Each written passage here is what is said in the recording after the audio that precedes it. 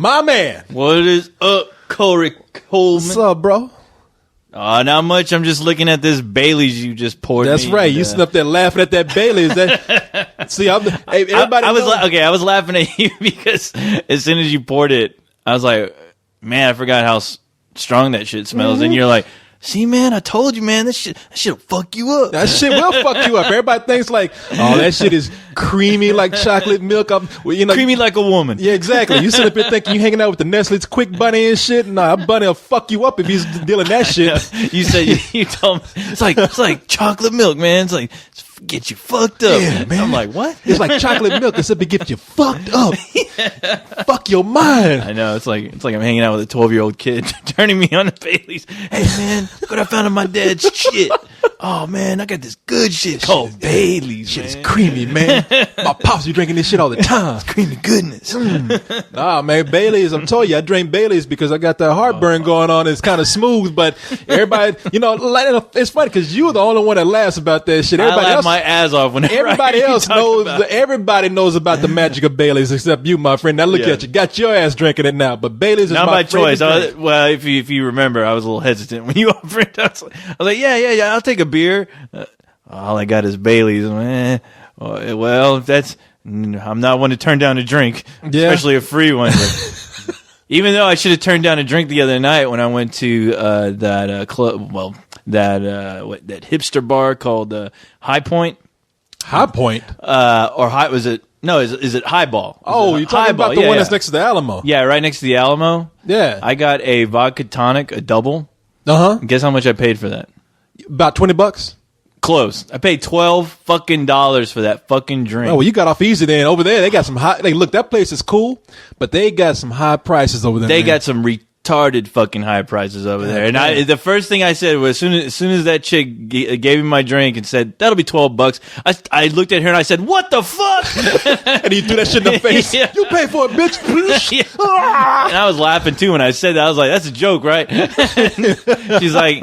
And the funny thing is, she looked really embarrassed by telling me that because she was like, "Yeah, the singles is like $6, And what'd you get? A vodka tonic? And I got double. I got a vodka tonic double, and the thing is, it wasn't even top shelf. That was I was like, wow, and that's. Why don't you just? You should have just pulled the cheapest. Raised your little co-host hole over the bar and said, "Why don't you just fuck me right now?" Because we're talking about this bar that opened up next to the Alamo Draft House. Everybody knows the Alamo Draft House is famous here in town. Mm-hmm. And let me cut this goddamn TV off. We're going to talk about this TV in a minute. I'm all happy to have a new TV in here. We were hanging out it's called the Highball. Yeah. We were hanging out at the Highball during Fantastic Fest, the big festival, the genre movie festival that they have here in town. And we got kind of spoiled because we were hanging out there like almost every night. Every night, yeah. And we got to bowl for free, got to hang around. Now we still paying a little expensive cost for alcohol, but you're not thinking about it at the time. Right. We were, what the hell were they giving, Stella's? They were, we were drinking, we were drinking Stella all night. And we were paying like $3 for a good sized ball of Stella. It was festival prices at the time. Pretty much, yeah. I mean, it wasn't open to the public at the time. So, we were getting treated real nice. And it's an awesome place. It's a great place to hang out. They got karaoke, they got bowling, they got the whole shebang. They got the private rooms all For the karaoke? Yeah, for the karaoke. And they're all like theme-based private rooms, which is great. But as soon as you go and, you ask for them damn drinks, they tell you the prices on that. It's like a kick to the balls, I swear to God. Well, I was hanging out with a friend they should have a drink called Kick to the Balls. At least you feel like you paid for what you were getting. They should just kick you in the balls. Yeah, right when you walk in, just kick you in the balls. That makes more sense. Yeah. At least, you won't be thinking about the prices. You'll be like, fuck, my balls still hurt. I need a drink. I piss blood. I'll drink that. That makes more sense. Paying $12 for a drink. Well, at least my balls ain't hurting right now. But man, see, I was hanging out with a friend, and we decided to share a plate of food. And we ordered something that looked good, like quail or something, because that's what they were serving, free food, so you could kind of quail. They got quail up there. So we were like, oh, you know what? This is cool. We paying cheap prices for beer and whatnot. Well, let's order some quail. That shit came We're wearing our fancy pants. Yes.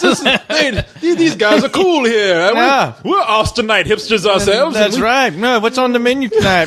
Quail. I'll be having a little bit of that. You don't mind? Are the buckshot still in the birds? $60? Not a problem. Well, man, we didn't pay $60, but we paid. Okay, well, no, we knew what we were paying for. It's like, all right, because we had it the night before. They were good. It's almost like it's fancy shit here. It was almost like chicken wings, like barbecue chicken wings, except it's quail. So you're thinking fancy shit, quail. And I'm hanging out with my friend trying to look good in front of her and shit. And so we decided. So we like, hey, let's get that. We had that the other night, so we get it, and we paid like over, I think, like close to $20, over $20. But we get that shit. It's like, did y'all make these like out of midget quails? Did y'all? Is there a shrink ray back there? It's like, somebody just put goldfish in like the crackers. Somebody just put goldfish size fucking meat on my plate. I felt bad. I was like, appetizer. What is this? You didn't have to kill the baby quail. I know. That motherfucker just came out the womb and you fried them up talking about chicken wings. I was like, God damn. I mean, I wouldn't have paid this much money had I known I would be getting like these little, like really appetizers. Yeah. About the size of goldfish. Yeah, this isn't California, for crying out loud. God damn, I thought this place was cool. It is cool, and then I found out it costs like $30 to bowl. I'm like, fuck, Jesus man. Christ. Well, you know what? I was so appalled at that price. I was even telling the friends I was with, it's like, I'm going to fucking steal this glass. You know, I'm going to teach these motherfuckers a lesson for charging me, co-host, $3,000, $12 fucking dollars. I know. Holy shit. See, when you go to a place like that, let me tell you what you do. Now, this is going to sound ghetto. This is going to sound country. This is going to sound whatever. But, you know, I don't give a shit. When you go to some place where they make you pay that much for food and you ain't getting everything you want out of it, that's when you go into the bathroom, you steal a couple rolls of toilet paper, you steal whatever sauce is on the table, you put that in your fucking coat and you walk out with it. Well, I do that regardless, but shit, I tried to walk out with a chair one time. Fuck y'all. Sir. There's something wrong with this chair. I need special attention. I'll be back. Don't worry. I took off running with that chair, hopped the fence, and then sat down in it to take a break. Got up and ran with that chair again. You know, it's funny you talking about stealing chairs. For some reason, this story popped in my head. For a brief moment, I don't know why this sounds funny already, but for a brief moment, I was over at Apple Computers, the business, hanging out, and I was taking a class as far as training for a position there. And this kid who is in the class, they start talking about the Apple Store. Now, if you've ever been to the Apple Store inside the mall, they have these like balls that you can sit on. It's supposed to look all futuristic or whatever. Yeah. But anyway, this guy, our trainer, started talking about the Apple Store, and this kid, he's like, yeah, I went there, and he's like, oh yeah, you did, it was pretty cool. He's like, oh yeah, and they had those round fucking ball chairs. And the guy was like, the trainer was like, yeah, well, I grabbed one of those, I ran the fuck out of there, and I took that shit home. And he's trying to get hired. We just looked at him, and he was like, the guy was like, are you serious? He's like, yeah, that's pretty funny. We were just looking at him, and obviously I was like, please at least tell me you're on fucking dope or something, because he was so goddamn proud. But that trainer was like, this not only they're not hiring, but that trainer was looked at security, said, make sure he doesn't leave the building alive. watch the fucking and search his house for that ball. Get it back at any cost. But yeah, I'm just like, wow, you talk about dumb criminals. Steve Jobs wants that ball back. Get his balls back. I was kind of envious. I was like, man, those things are fucking cool. It's like, you took one, huh? I know. Yeah, who kind of fucking idiot would sit up there and say that? I don't know. Steve Jobs wants his balls back. Yeah, that guy, Rich, I think his name was. Rich and stupid. Yeah. That was his first, middle, and last name. Rich and stupid. Dumbass. Like, hey, I stole from your company. I'm trying to get hired right now. He was a guy in the class that always got fucking like in trouble for something real stupid. He was always sitting in the back of the class with the second dumbest person in the class. And this guy, there was like a few times when the trainers like teaching us things to do in like certain situations, and then all of a sudden he would stop talking, and then he walked to the very end of the class, and he'd unplug the guy's computer, because apparently the guy was always on the internet while he was talking. Like, we were learning to use Macs. And this guy, every time he was on it, he was always on the fucking internet watching like YouTube videos or something while this class is going on. Yeah, I know. Stupid, dumb fuck. And all man. I'm thinking is like, how does this? Okay, you have to go through a pretty extensive interview process to even be a temp at that type of job. And I'm just like, wow, what connection did this fucking kid have? And why did he even stay there? Yeah, it was crazy. They let him stay in class, but half the time he was either asleep or it would be just the uncomfortable weirdness of the teacher stopping what he was doing, walking back to the class, and unplugging his computer, walking right back, and going on with the class. Jesus Christ! And you turn around and look at the guy, and he's just like, and he's just like it didn't matter. And like people, like it's funny. There were people in that class that were like praying to God to get a job at that place. You know, there was even a lady who moved. She moved away from the city she was living and set up shop in Austin. Like she got an apartment. I mean, she was structuring her whole life for this new job. Be an Apple clone. And the thing is, she didn't make it through training. But this dumb fuck. And this fucking kid over here. Whose fucking executive son was this? Yeah, I know. That's all I thought. I was like, wow, how does this happen? Because it was like being like back in high school again. That's what it sounds like. I mean, that's exactly how it was. But I mean, everyone in that place was like dying to get that job because that's like a pretty prestigious sad, job, man. some people. It's not even like the English class or math. It's like wood shop. This dumb fuck back there, man. Oh, well, people, there's your Mac genius right there. There you go. I think one time during one of the tests, the girl he was sitting next to one time even shouted out, "Hey, Rich is trying to fucking copy out my answers." And he's like, "Shut up, bitch." He said that? Yeah. He said something like that, and I mean, it was crazy. The teacher was like, I don't care anymore. Yeah, he's just like, just get anything.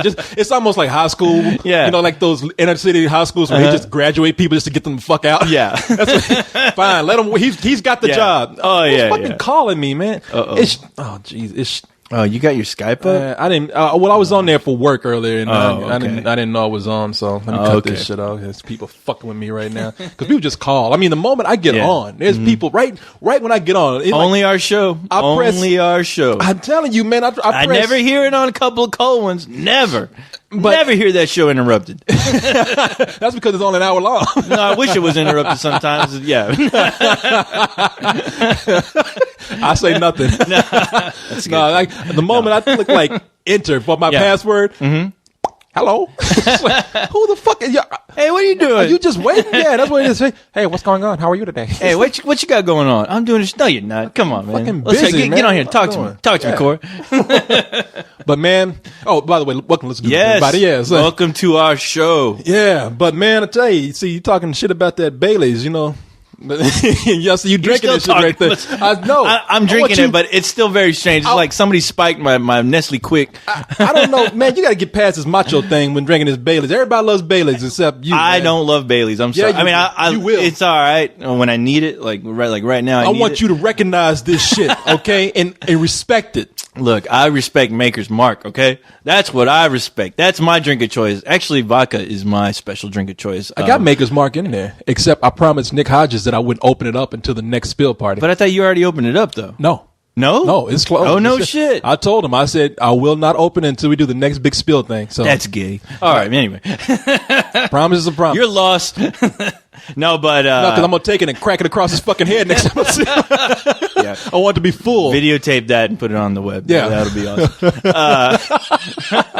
That'd be the craziest thing ever. That's how we like to treat our fans. Yeah, especially the ones who come all the way across the world, across the pond. Yeah, welcome, motherfucker, making me fucking hold on to this for so goddamn long. Yeah, exactly. I can't drink this shit. I'm saving it just for this occasion. Now get your ass back to fucking jolly old England. Get the fuck out of my country. No, vodka is actually my choice to drink. I'm a big vodka tonic robot. Yes, and I was drinking Tito's vodka for the longest time. That's good, man. It's good shit. That's all local shit here too. No, it is. It's awesome when it's local because I can raise up my glass and go fucking A. Thank God for Tito's. Tito's and Austin, Texas, all the way, brother. And those who come home. Yeah. Ooh-ah. Yeah, hoo-ha. And those dudes are cool too.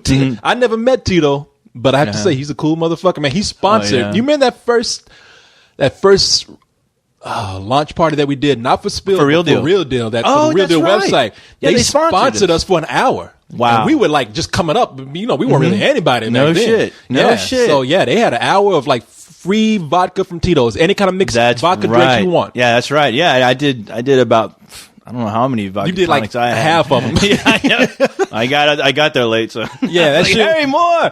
We had an hour Bring worth me of more. that. Yeah. We had an hour's worth of free vodka drinks from Tito's, and that shit was gone in 30 minutes. Oh, yeah. Because you drank half of it. No, but somebody, a friend of mine, turned me on to Monopoloa vodka. What is that like? Which is, it's good. Apparently, it's made out of potato. I don't know if that means anything to anybody out there, but Maybe to the Irish. It doesn't get you. The deal with that vodka is it doesn't give you a hangover. Isn't Like, most vodka made from potato, though? I want to say it's a majority of it sometimes is corn. I Corn? think. Okay. Yeah. I thought it was potato, but well, potato is like the main, at least for them. So I don't keep up with all that's in it, but I think like the people in Eastern Europe, like you have your first of all, you have your Russians who love vodka. That's their drink. We associate vodka with Russia. Oh, yeah. And then I know Poland is over there huge vodka. I think in the Netherlands too, vodka is huge. And I was riding a cab with a guy who was Polish, and he was telling me he loved vodka. And what Belvedere was the one that he told me to get. Yeah. I got that in the airport because I was trying to feel out fancy and shit. Because I got to the airport, I was like, oh, Belvedere, that sounds like a good vodka. I ordered that shit. That was a $15 shot. But keep in mind, that was at the airport. I was mad. Damn! And I drank that shit. And I was at the like, airport. You said Yeah. the magic word right there. Yeah. and that shit burned the fuck out my throat. I was mad. I was like, I just paid $15 for something about it. Like the poor gasoline down my throat. Just set me on fire right now. You know? Shit. But which one were you talking about? Monopoloa. Yeah. So that one, it doesn't give you like a hangover at all, apparently. And, but I drank it one night and it didn't. And so. it didn't? No, Okay. no. It was good. It was Is good it like shit, a top but I shelf still kind of vodka? No. No. Because No. Belvedere's Actually, is. the thing is, the cool thing about Monopoloa is it's actually cheap. It's really cheap. Well, that's good. But it's really good. It's a really good vodka. So I used to love vodka at one time. That's why I thought I would get this Belvedere. Now that's a top shelf vodka, and I thought that, Okay. and that is made out of potatoes, I think. And anything I'm mixing, I mean, anything, I just don't have it. I don't have a need to get anything top shelf if I'm Well, if you mixing it, yeah. it with something. Yeah, it just except it for doesn't make me, any sense. I do like the Mexican martini with the Herradura Silver.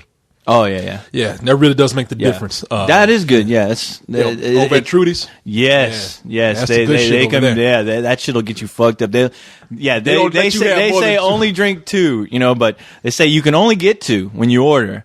But there was one time I was with this. It was a while back. I was with this friend of mine, and I swear to God, I managed to play some mind games. I did some Jedi mind tricks to the bartenders, and I got a little more than two. And at the end of the night, I was already begging my friend to take off her top so I can look at her breast. So, Yeah. See, that and fucked you up, man. she's a close friend too, so Not anymore. No, it was cool. She knew I was fucked up. The thing is, I got my comedy to You had it to wrong, get me man. out of bad situations. That or comedy- potential bad situations. What comment? Yeah. That old comment like, I was just playing. No, I go, please. Oh, I'm so lonely.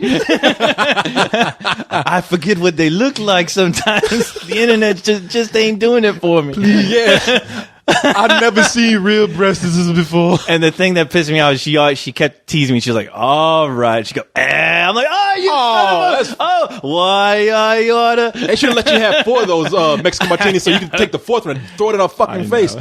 No, see, you had your strategy all wrong, brother. You should have What was it? You should have just jumped her. Yeah, exactly. Yeah, should have just jumped right down her shirt. I should have ordered another martini. Yeah. Threw it on a shirt and then motorboat her. Just go all around her shirt. She's trying to get you out of there. You're like, you in the back, you going down her pants and shit. It's not me. I'm possessed by the devil. She's screaming, get it off me. Get him off me. I want to stop, but I can't. Oh, help me. Somebody call the EMS. By that point, you're motorboating her ass and everything. Oh, that doesn't sound too No, good. man, what I was going to say was what you should have done. You should have been the one that wasn't drinking and got her 3 of those. She would have showed you a top in no time. Oh. Yeah, just little advice there for next time. I need to write that down. Yeah. Here, I'll write it down for you. Here, I'll be like a doctor. Yes. Order 3 of these. 3 of these for her. Run out the house in the morning. One of these and a water. So you can put the water in your glass and tell her it's vodka. Order 3 of these. Give her these around 11 o'clock p.m. There you go, co-host. My prescription for you: 3 Mexican martinis and a female. All right, Man. Some notes, some tips from Corey Coolman. Now, granted, when I've done these things before, I usually had to call my lawyer. But Yeah, being that you're a robot, I think you'll be safe. yeah. I think I'll be fine.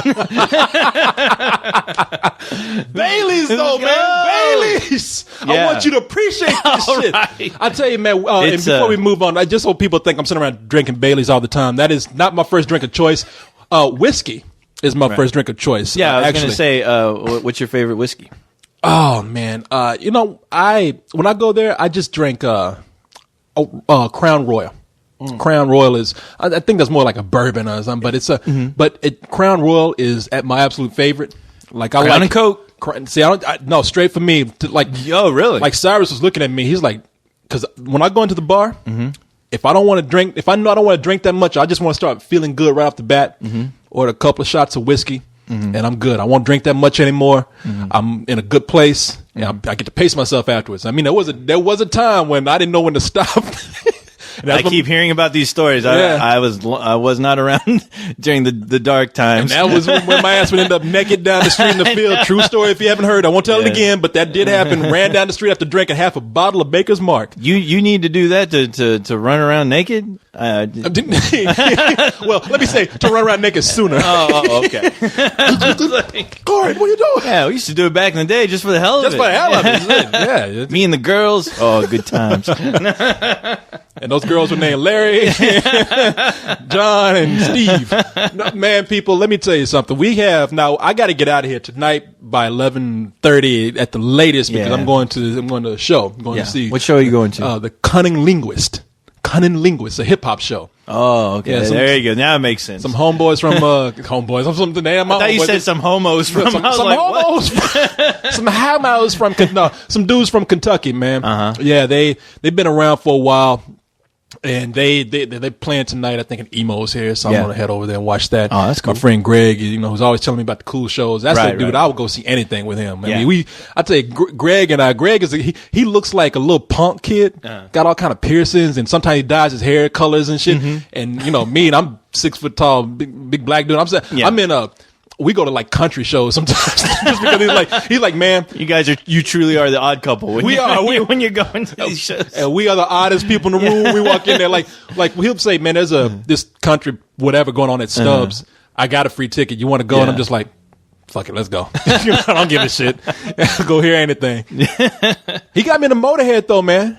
Oh, really? Yeah, You yeah. needed him to get you into Motorhead? You couldn't get into Lemmy all by yourself? No. That's the way I like it, baby. I don't want to live forever. Ace of Spades. Oh man, that was a cool ass show. I've never seen them live, shockingly. That motherfucking yeah. Lemmy is like pushing 70, I think. Oh, no. And he still looks like he did fucking 20 years ago. He looked like shit when he was 25. I know. Motorhead, for some of you people who don't know, they're British heavy metal band, and this dude Lemmy is. I mean, he is the epitome of rock and roll lifestyle. Fuck yeah. Just don't give a fuck. I mean, smoking, drinking. He's the kind of guy that does the shit that people tell you not to do. Oh, yeah. And because he's doing it, he lives longer. Oh, yeah. No, he's still wearing his fucking blue jean jacket. You get all that shit, and that motherfucker was on stage and just rocking out like he was fucking 15 or something. That's the way I like it, baby. I don't want to live forever. Meanwhile, that'll be the motherfucker that will live forever. Yeah. I mean, he ain't ever been young. That dude got all those moles on his face and shit. Oh, I'm like, and hey, he's had quite a movie career too. He's been in like 3 or 4 trauma films. he has? Oh fuck yeah, definitely. Oh, he's even cooler now, man. I never knew. Yeah, but that was a great. I know you appreciate the heavy metal. Yes. And I gotta tell you, that was one of the best shows I've been to, man. Oh, that's badass. Yeah. I would love to see them someday. I don't know. Every time they come into town, I just never hear about it, or it's just a flash in the pan, like boom, boom, and I look in the paper and they performed the night before, and I'm like, fuck. See, that's the cool thing. Yeah, that's the cool thing about liking any kind of music. You'll see all kind of cool shows. I mean, like even some of the country shows he's been to have been like wow, it's better when it's live. Oh yeah, yeah. You know what? Willie Nelson is like that for me. Like when I hear Willie, I mean, you hear Willie all the time around here, but Another motherfucker ain't gonna die. It's yeah, Smoking weed and ain't gonna die. And the thing is, like he's gonna have an upcoming show, and I was even thinking about going to check it out, even though those shows are like fucking expensive. But I wanted to go just because I'm like, I would love to see Willie, just in case, you never know if that day is going to come where something happens to the guy, and you're like, oh fuck, that one opportunity I had to see him play, and I fucked it up. Yeah, exactly. I saw him at the Willie Nelson picnic. It was a weird show because the one time I got to see Willie Nelson is when he seems like he's the most desperate. He's like, we have a store here, a grocery store in Texas here, people, called HEB. And he got up and started playing gospel songs. I want to hear, old Willie Nelson classics. But On the road again. Yeah, all that kind of shit. Of all the girls I've loved before. All that kind of shit. Julio Iglesias? Yeah, I said, man, I grew up listening to this gospel shit. Come on, man. I want to hear. Right.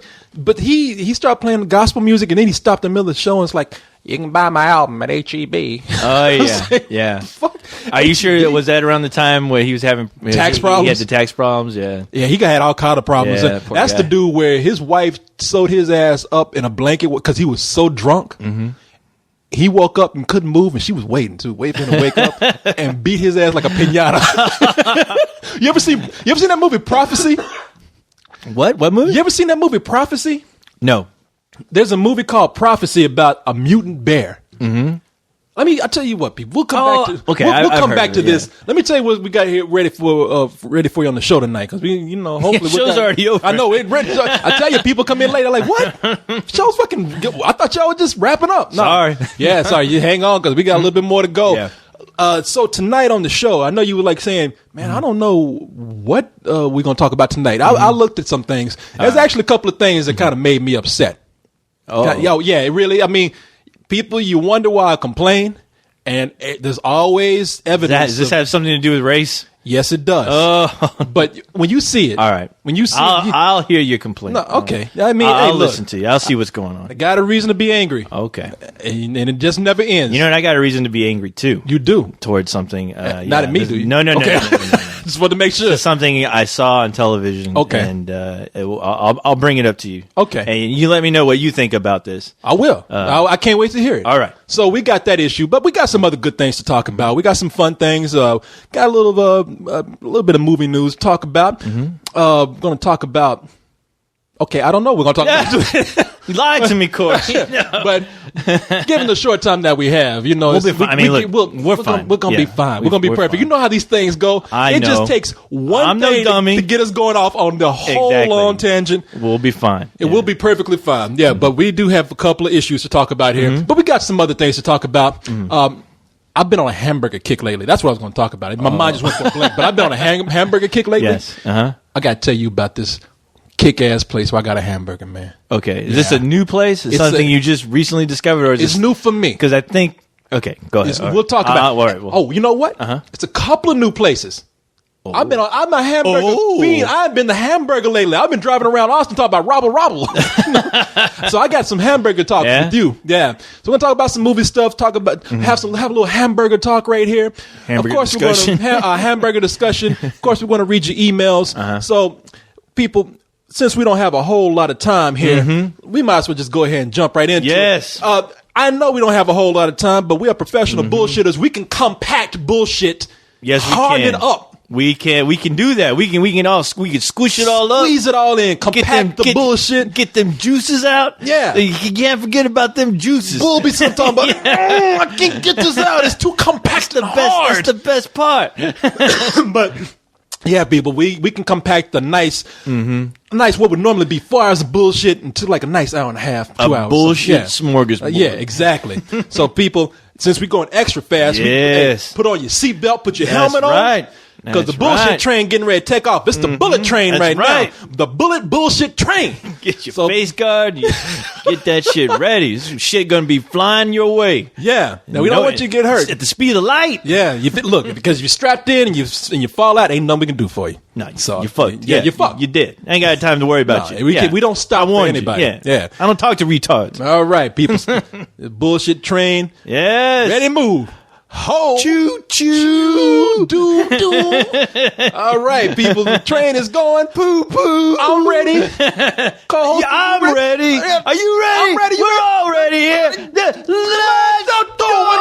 a minute. Look. Go Ghosty, you fuck. God, they're hanging outside the window. God the bullshit damn. train. The Ghosty Who you- hanging on for dear life. Who are you, the Dark Knight? Get Man, your ass in here already. Jeez, you know you were taking off, Get Ghosty. your fucking guitar and action. Open this Let's window do for this. him. You let him in here. Well, let's go. Hey, you go to you look ready. I'm ready. Call you ready. Let's do this. Oh, Yeah. damn, Ghosty happy to be alive. He's playing for his life right now. Ghosty, keep going, boy. Boy, one of these days you're gonna open up a death clock. That's awesome.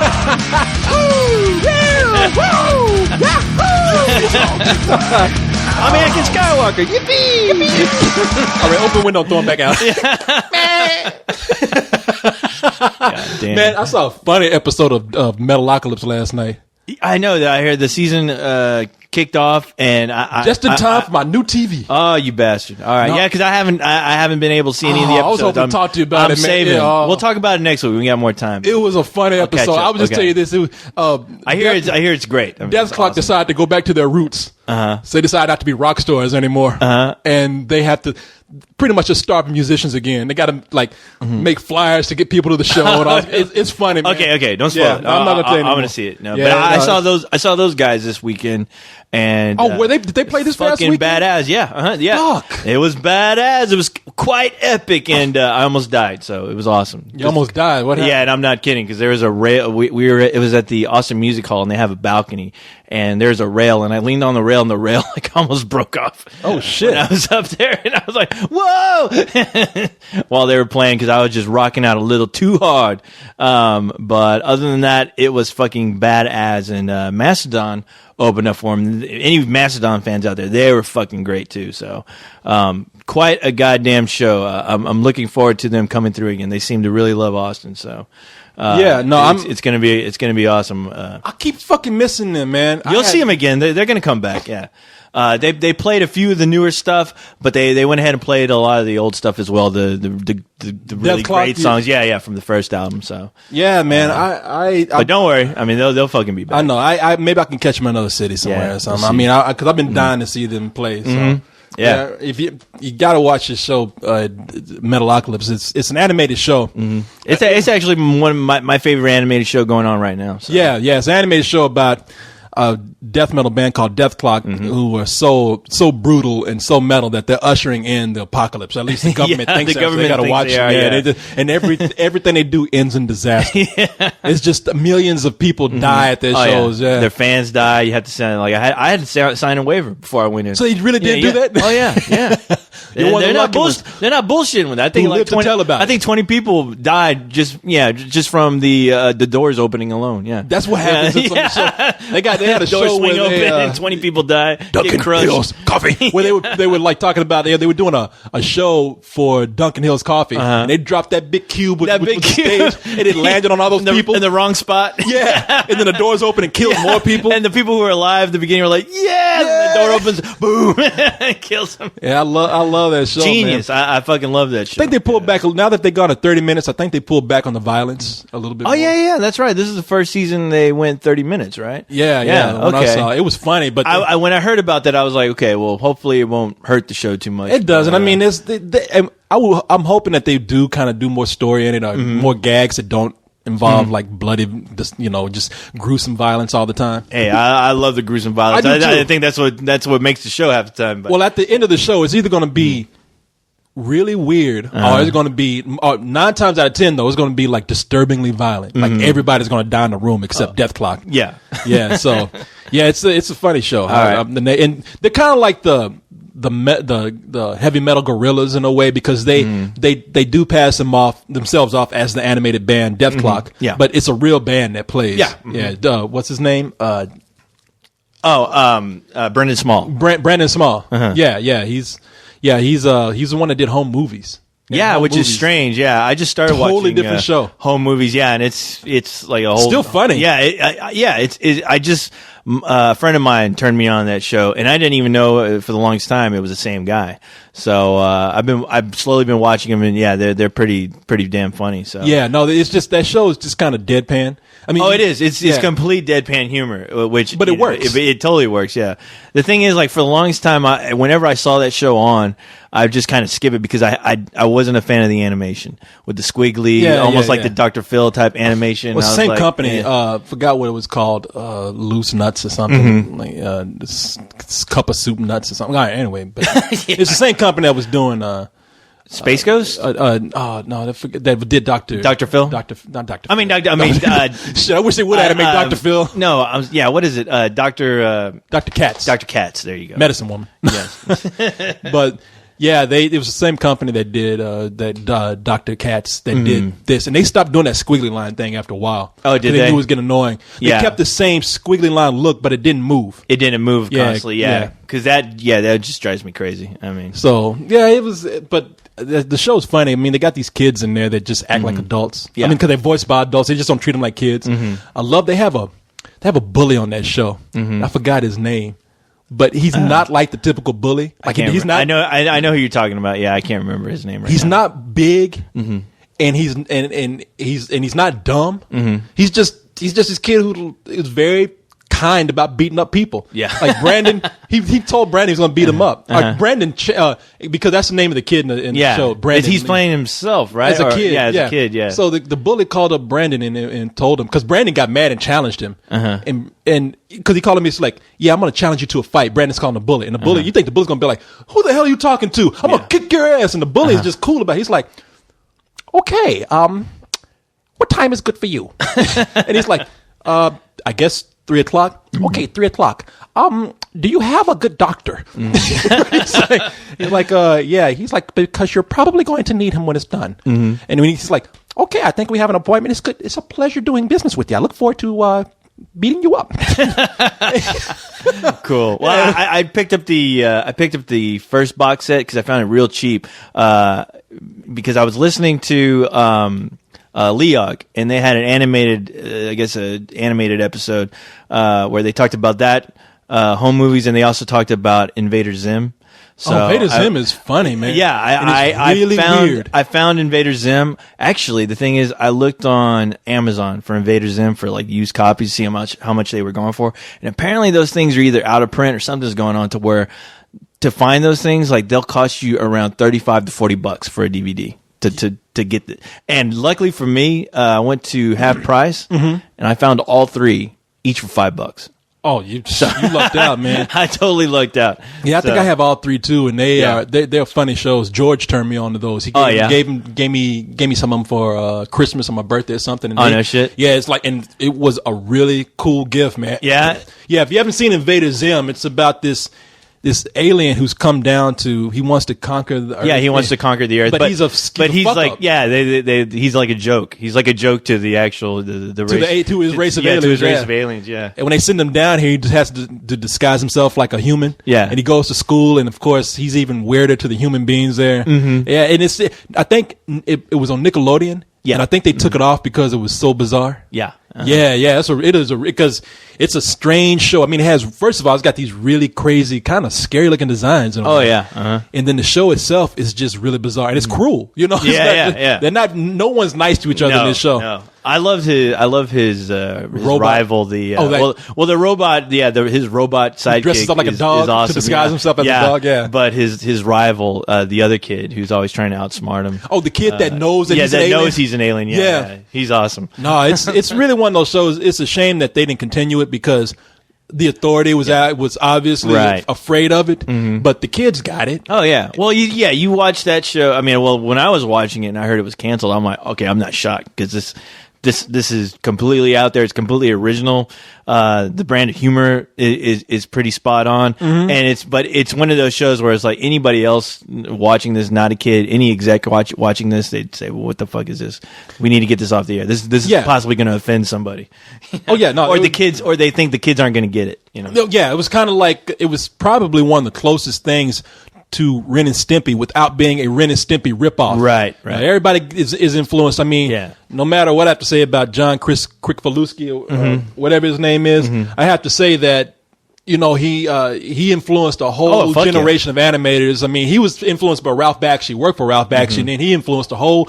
I mean, you can still see today all these people who have no style of their own because they're ripping off John Kricfalusi and the Ren and Stimpy style. Oh yeah, definitely. But Invader Zim had that bizarre kind of humor, but did not rip off that art style at all. Not even that sense of humor, Yeah, I mean, they had their own thing going on. Yeah, I mean, watching it, I was really floored by how good it was, and that guy. It did make me upset when I heard it was canceled. I was like, well, that guy did a comic strip, which a lot of people knew, and it was kind of a disturbing comic strip. Let me see if I'm gonna look this up and see what he did before this, because a lot of people recognize this artist. Work. Yeah, a buddy of mine, I was talking to him about the show, and apparently the guy who created the show, I can't remember his name right now. He's a Mexican artist. Jonan Vasquez. Right? Yeah. Is it Vasquez or Vasquez? I have to look at it, Corey, to make sure you're pronouncing Vasquez. it. Vasquez? Yeah, Is that okay? Vasquez. Okay. Vasqueezy. I hear that my buddy was telling me that a lot of artists like really look up to that guy, like as far as his style of art that he That's does. what it was. Johnny the Homicidal Maniac. Okay. That he did. Along with some other things. I think he did shirts where like one shirt showed like children killing each other. Like it was some bizarre shit that he's Crazy done. shit, yeah. Yeah. But he definitely has a cult following. I mean, yeah, people are like really into his shit, so. Yeah, I got to read up on this guy sometime. Find out what really happened with Invader Zim, because they shouldn't have taken that show off there. Yeah. Man. Well, it seems like it's like any other show. It's like either they weren't turning shows in on time, or it was just too crazy. Yeah, it could not even have been Nickelodeon's fault. Yeah. I'm up kind of speaking out of my ass. I've heard that Nickelodeon was afraid of it, or they got some complaints, but it could have been then too. It could have been like they weren't turning in anything, because a lot of people thought Ren and Stimpy was getting crazy, but I think even John Kricfalusi was having trouble turning in. He couldn't meet the deadline. Yeah. And that's one thing I gotta say about that guy, man. He criticized a lot of people, but it takes him forever to turn shit out. Oh yeah. Well, you look at some of his work. I mean, I don't know if you ever watched The Ripping Friends, but that when that show was going on, you kind of got a sense like you'd see you see like 3 or 4 shows, and then after that you watched a few of you'd end up watching reruns of those same shows, and then like 2 months later, you'd see a new show, and then it'd just get canceled. And all I thought was, this motherfucker was just lazy. He wasn't turning in shows quick enough, I guess. Well, I'm just looking at stuff that he wanted to do, like the George Liquor Show, or some... Yeah, the George Liquor Show, yeah. George Liquor Show, or there was some... Even though he did some of those on, like, he for a while, he was putting George Liquor shows up on his website. That's what I'm talking animation. about. Yeah, he was doing flash animations, and then you thought he was going to be turning these out, on a regular schedule, because it was supposed to be George Liquor, and then there was something the something boy. Somebody the dumb boy. The somebody the idiot boy. Shit. Yeah, I can't remember the name, but he was supposed to be turning out those, and it takes forever to get those out. And then I saw some of the episodes that he did for Spike for when they tried to redo Ren and Stimpy. Oh yeah, they were. Those they weren't bad, man. They weren't that good at all. No, not at all. But anyway, so we were talking earlier about Willie Nelson. Yeah. Because I was telling you how Willie Nelson, like his wife got fed up with his ass. I think either she was tired of him drinking, or tired of him screwing up, or he was cheating on her or something. And so his ass came in drunk one night, and she cocooned that motherfucker. She sewed him up in a blanket that he was sleeping on. She pulled an alien on. Yeah. He woke up like, help me, kill me. Yeah, she put a face hug on him and everything. Willie Nelson's up there, stuck to the wall. But no, she sewed his ass up. He was so drunk that he couldn't even feel that shit. And when he got up, he's like, what the fuck is going on? And she got a broom or something and started beating the fuck out of him with it, like a piñata. That motherfucker was hopping around and trying to get away. And whenever I hear that, it makes me think about Prophecy. Do you remember that movie, Prophecy? No, you're telling me about that. I don't think I've ever seen it. There's a scene in that movie. It's like the most famous kill in this movie. And, really? And it's like almost like the cult classics. Cult classics. It's the cult classic of movie kills, because it's not known by a lot of people, but people who, when you say Prophecy, and people know that movie, they say, oh, that's the one where that kid was in that sleeping bag and got fucked up. Oh, no shit. Yeah, this movie's about, I think they're dumping chemicals in this logging river, and it mutates some animals like a bear, and this bear just starts attacking people. So it comes up on this campground, and I think everybody, either the bear kills everybody or everybody just takes off. Yeah. And they leave this kid behind who's like in a sleeping bag. He's like in one of those sleeping bags where you pretty much like look like a mummy. You everything is zipped up and you can't move. So he gets up, he starts bouncing around. And he's like, and here, he starts bouncing around and let me show you what happens.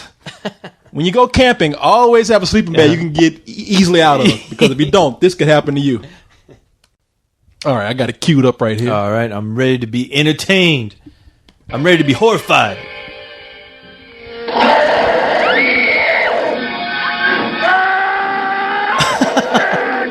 Okay, they got like this big rubber, this big rubber head, and all these guys are screaming at it. The thing ain't even moving. It's just kind of like teeth and rubber, like and the people are getting attacked.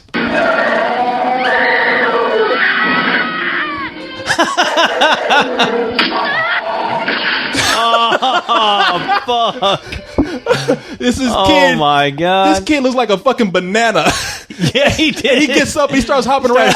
Like that sleeping bag even has a cone at the top. He looks like a Ku Klux Klan member almost. And that bear comes up, and that kid's like, and that bear says, swipe. And you see that bag go flying back in feathers just everywhere. Hey, you want to watch this shit again? Look, yes. Because it almost looks like the family just left his ass.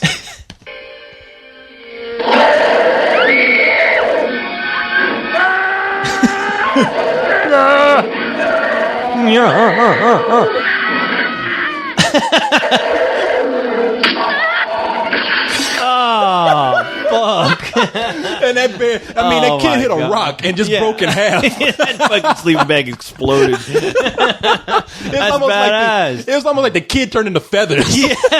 You've never seen that before? No, never. Okay, now I have to watch this fucking movie. But, I can't remember I don't think the movie is all that good. I just remember everybody talking about that scene. I had to rent it when I was a kid to watch the movie, and I was like, fuck. No shit. There's another scene where he bites some guy's head off, but it's a big deal. We've seen that enough today. It's like, that shit is right. That's the shit right there.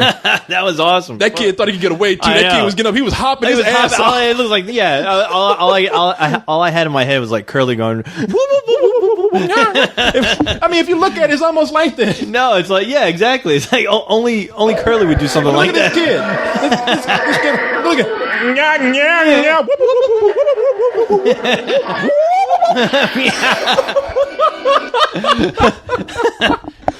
And it's a kid too. It's not tarantula. It's Yogi Berra. No, this and it's not even like an adult that they killed. I mean, this movie had no mercy. He slapped the shit out this like 10-year-old kid. That kid was trying to get his. I always loved horror movies back then that would actually kill kids, because it was very rare whenever you saw a kid get killed in any kind of horror film. Oh, I know. But when they did it, oh boy, I always think the best like kill for a kid that I can think of was the scene in Maximum Overdrive where that steamroller, that big ass steamroller is like hauling ass through that baseball field. Yeah. And that one kid's trying to get away and he gets hit.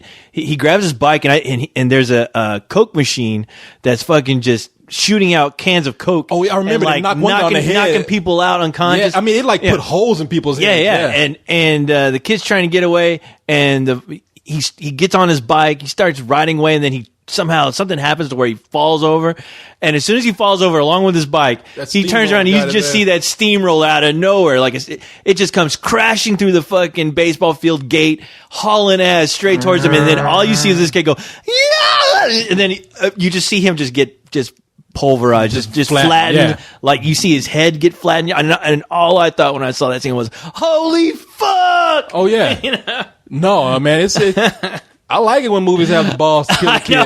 I'm trying to think of one. Like, what are some other famous kid kills? The remake of The Blob. Yeah, they would like the sister came to get a brother and his friend. Yeah, his little asshole friend. And you know what? That friend ended up being on 90210. He was the kid in 90210 that ended up committing suicide because he thought he was on the show. On the show, well, not in real life, but on the show, he committed suicide because he was all depressed, like nobody wanted to hang out with him, even his best friend, and he ended up fucking shooting himself in the head, I think. Oh, was it like a very special 90210? It completely was, and it was a pretty cool episode, only because I was like, wow, they actually treated that episode like how anybody would react if their dorky friend ended up killing themselves, and then you have all these people around you going, I'm real sorry what happened to your friend, that sucks.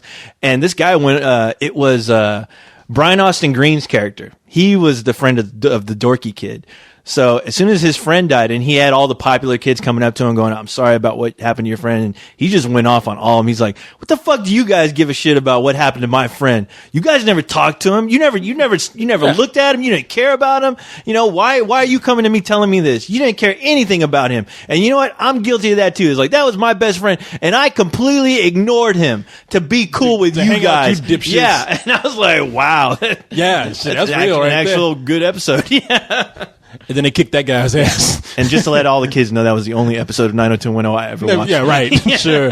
It'd be fun if he was saying that and they pulled out and everybody was just gone. Like they just left in the middle of his speech, just turned around. Yeah. Who is this guy again? Shit, if I was hanging around those assholes, I'd kill myself too. That was enough to make me want to hang myself. Looking at Shannon Doherty all the time, not able to bang her. Oh, yeah, exactly. God. That's what I'm saying. At least back then, when she made me feel like she was really hot. But no, the kid that ended up getting killed. He got. They were running through the sewer. Yeah, they were running through the sewer. And the kid got sucked down to the water, and they even had the balls enough to show him come back up, and he was half decomposed. Yeah, he was half melted. He was still alive. He was like, that's what I love about the Blob. The Blob is almost like, I always think that's like almost an underrated. The 1988 remake. The remake is so underrated. I almost put it up there as far as like the best gore special effects that you can possibly see back then. I put that film along with The Thing as far as the special effects are fucking amazing, especially at the beginning where the first teenager who gets the blob on him, and like his girlfriend goes to check what the hell's going on in that room in the police department, and she opens up the door and she sees her boyfriend like trying to get out of the blob, but he's like melting in front of her. And he even stretches out his arm, and she tries to pull it, and it starts and the arm starts to like slowly melt and slip off, and you just see his face while he's screaming, and it pulls back his fucking skull in his mouth, and it's, oh my god, it was fucked up. No, that is really one of the most fucked up, some of the most fucked up effects I've seen, because a lot of them have to deal with people like still alive while they're melting. Because I remember there was a scene where they were at the movie theater, and it's like one of the ushers, like he had a yo-yo at the beginning, and like his friend came in looking for him, and that yo-yo came down from the ceiling. And he like looked up, and his friend was on the ceiling, like still alive. Yeah, like his mouth was open. He only had that one big bulgy eye, and he's like,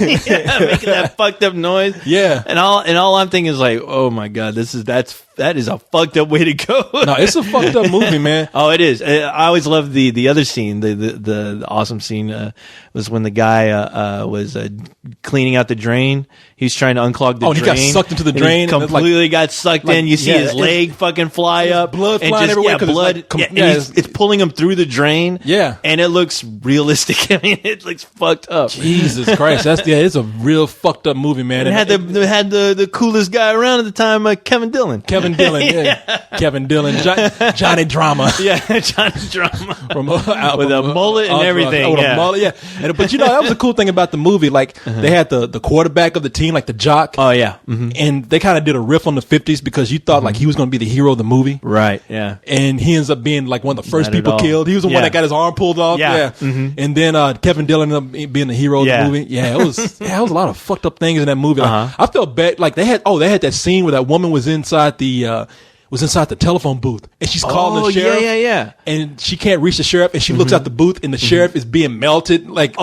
inside the booth, and like, you just see a shot where you see his face. Like, it's almost like he's dissolving. It's almost like he's in a fucked up aquarium. Yeah, and you just see his face like rub up against the window, and it's one of those things where like the people in that film, you assume they're gonna make it or they're just gonna stick around. You just don't know who's gonna fucking go in that film. That's what's great about it. And that woman, she tried to like hold that like the door to the phone booth from breaking it. That shit just crashed on her. Oh yeah, and that was a shitty way to go. I know. She got like she got plastic, glass, and blob on her. It was like fuck. Man, I think she and had on the top worst. of that, her boyfriend or whatever, whoever that dude was, the sheriff? the sheriff, Yeah. because I mean, there was all kinds of nasty shit inside that blob, which was cool about it because it was transparent. You could see everything that was inside, just decaying and being eaten away. Yeah, it's a fucked up movie, man. I keep hearing that they're trying to remake that. Rob Zombie wants to remake it, and of course, now it's coming back to me like a bad nightmare. I heard that he doesn't want it to look like the Blob. Like I don't know what his plans what is it are. going to look like? Yeah, it's like why fucking call it the Blob? I mean, come on, Rob Zombie, get your head out of your ass. I'll give him a chance. If he does something cool with it. Yeah. Like, I mean, for all I know, hopefully the news was wrong. From what I read, as far as what he wanted to do, but it seemed like he was steering clear from what the Blob was. So. Well, we've had one remake. At this point, if you want to try to do something different with it, I'm fine with it. But I mean, I'll give it a chance. Yeah, I don't have my hopes up, but I'll give it a chance. After Halloween 2, how could you? Yeah, I'm sorry, man. I'm just not a big. I'm not. Fan of Halloween movies. I still want to see Halloween 2. It's just to see how much of a disaster it is. I don't know a single. If you didn't soul like Halloween 1, you don't need to see this. I don't know a single. I just. It's like wanting to look at a really terrible car wreck. I just. You really. Do I have not. A morbid curiosity, and I need. I'm telling you, don't. If you as angry as you were about the first Halloween, don't watch this one. Okay, and Rob Zombie's out the picture now. He's not. He said he doesn't want to do anymore. But of course, the Weinstein Studio is going to continue. Now they're going to do the next one in 3D. 3D. Yeah. Right. So, where you know what? Hey, I was rooting for the guys who did Inside to do the sequel, which that was originally supposed to happen. And I don't know what happened with that, but those guys were supposed to work on Halloween 2. Yeah, I'm looking at his. Wait a minute. Here's this is a movie with a kill. I don't know what this is. I'm just looking at this and it says It says little fat kid gets shot. I don't know what this is, but I'm gonna look at it anyway. This could be another famous kill. It's only this could be just a really bad idea. Yeah.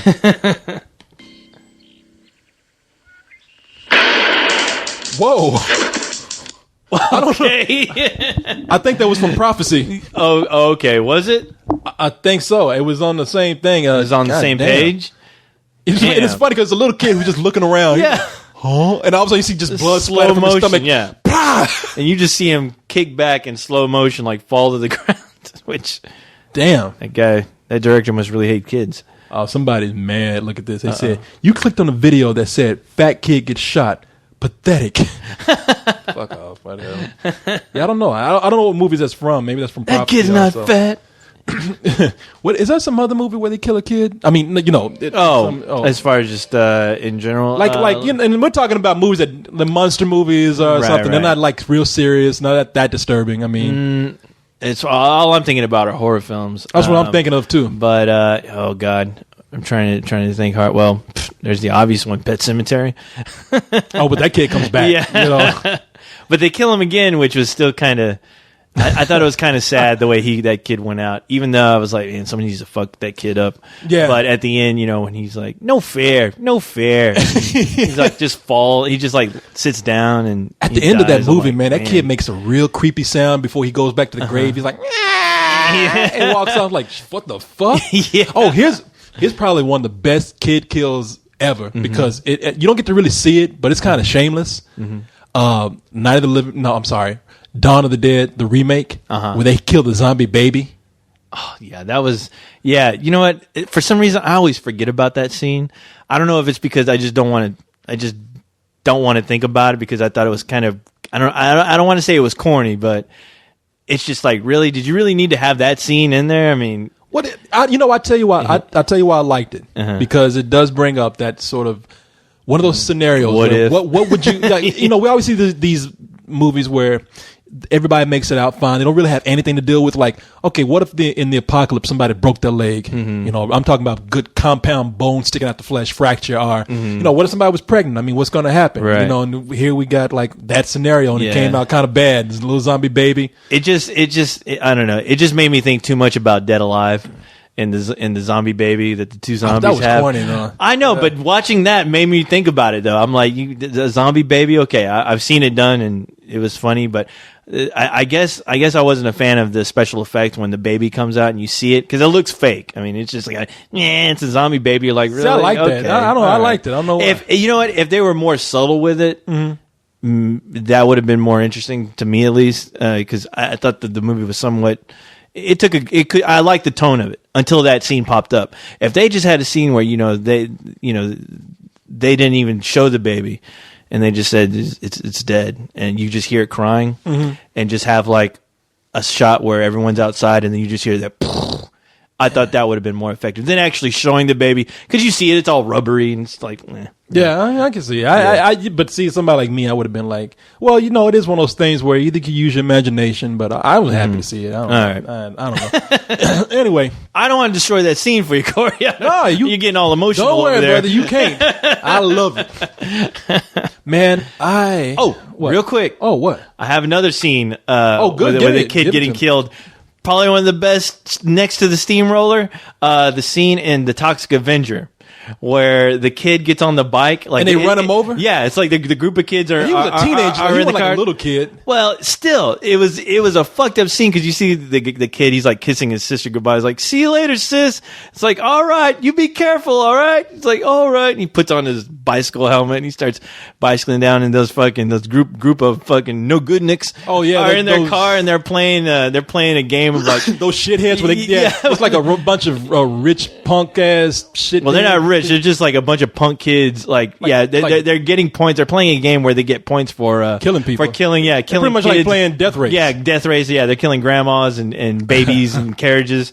But yeah, they end up running over this kid, and he's like half alive, and he's crawling on the street. And he's like, "Hey, you only get half a point because you didn't even kill him." He's like, "What? I'll show you." And he's like fucking the guy in the car. Throws it in reverse and fucking slams on the gas and he runs over and it looks like a fucking watermelon just exploding. And I gotta tell you something, man, for a trauma movie with cheap effects, that actually looked real. Yeah, it looked real. Disturbing. Yeah, because I think there's some versions of it where it was cut out. Because I think when it was, I don't know if there was some point where it was re-released where the big on the box it said contains the head, the exploding head scene. Of that kid. So.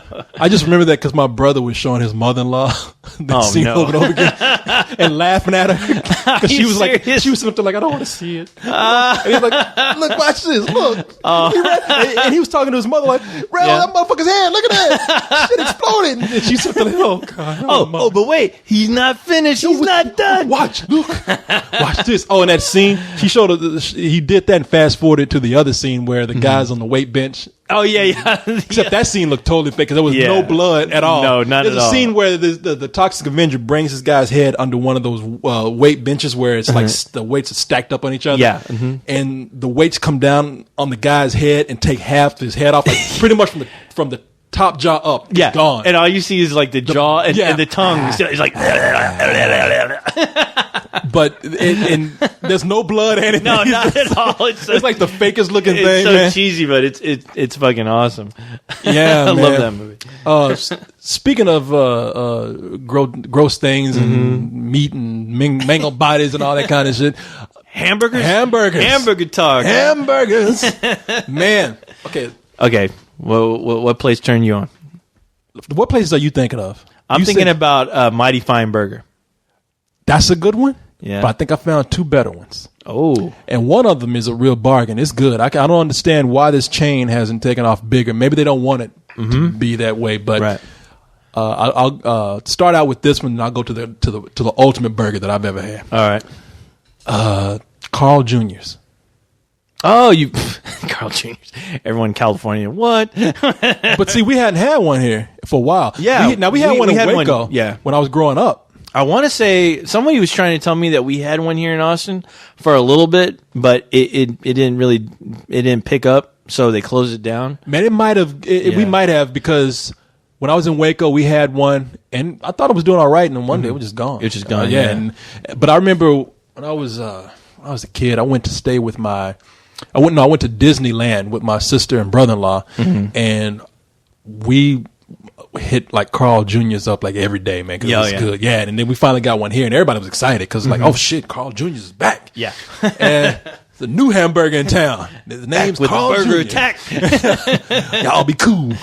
And that hamburger is good, man. For a fast food burger, it is good. And they got all kind of different variations up there. Like they got the mushroom burger. They got you can get a veggie burger. They got it's like fucking Whataburger. They got I don't know if a lot of people know what we're talking about. Whataburger is like our Texas hamburger chain here, where they just the commercials are pretty annoying. Where they got the country guy going, "Whataburger, you want some hot, steamy, juicy? You like bacon? We got plenty of that around." Makes it sound like he's describing his own shit. You like hot, steamy, juicy diarrhea. But no, the commercial that he does. Yeah, we got this. It's only it's native to Texas. I don't think they have it outside of Texas. Whataburger. Yeah, but it's a good hamburger though. Oh yeah, but that's what I hear. Whataburger. You don't eat a Whataburger? I'm a robot. I don't eat burgers. What are you talking about? I thought we could blend it up and put it in there with but that's, mix it up with your Baileys, Yeah, but I'm glad I never tried the perfect combo. Yeah, you kidding me? I'd be fucking shitting and puking all night if I did that. Oil mixture of hamburger and Baileys. No, I did. It's if you want a quick but really good burger, that's the place. Whataburger. That's the drunk food open 24 hours. Except that drive. That is the drunk haven right there. It's I'm surprised cops just don't wait for people to fucking come out of that drive-through line and arrest them right there on the spot. Those motherfuckers, man. There'll be a line across all around the block for that fucking burger. You'll be stuck in a 2-3 in the morning. Yeah. You'll be stuck in a traffic jam. You'll be thinking like, did they have a car wreck up here? It's like, no, I'm at the end of the line for the drive-through. I know, exactly. Yeah, and I'm on I-35 right now. Like, if you get there at 2, you better be planning on making plans to eat at 3. Yeah, because that's what time you're gonna eat it. By the time you get through that fucking. I mean, there's people who are going in and coming out while you poor bastard just stood in line at the drive-thru. Yeah, you're in the drunk drive-thru. You'll be a mile down the road thinking you're in a traffic jam and you are in the line to get a hamburger. You just don't know it yet. And things are bad when you see the car in front of you, like trying to hand over money, and you see all the change fall on the ground while like halfway through the window. Oh fuck! Shit! I gotta wait on this motherfucker to pick your shit roll up. down. You went, hurry up, dude! God damn you! I'm hungry. And those people in there just taking their time. They could care less. Like, man, these drunk fuckers been doing it for years. They just don't give a shit. You can complain all you want to. Do you want to catch up with that? Yeah. What? Yes. Let me go get it. And they just have to wait another 10 minutes. Fuck. I'm sorry. Like, what are they making the fucking ketchup? What are they doing? Jesus Christ. Shit, the chick that asked you to get your ketchup, and she's out there sweeping the floor, and she's like, the fuck? What about my ketchup? Oh, yeah, I'm sorry. Hold on. Like, y'all been drinking too? What the fuck is going on? But, man, Whataburger's good. They got a commercial for it, though. Mm-hmm. Where that guy, I don't know why it pisses me off. That guy pisses me off all the time. I don't know why, because it ain't doing anything. But and he's not representing well. I hate to say it. Well, he's been doing it for years, though. He's been doing it for years. He's an old country guy, talks like this. And that's where the stereotype, kicks into where that's all people from Texas talk like. It was like, you like nice juicy burgers. How about this? How about some cheese, just like you used to make at home? Well, we just brought the cow in off the range. We'll make it hot and fresh for you. But you're a man. Yeah.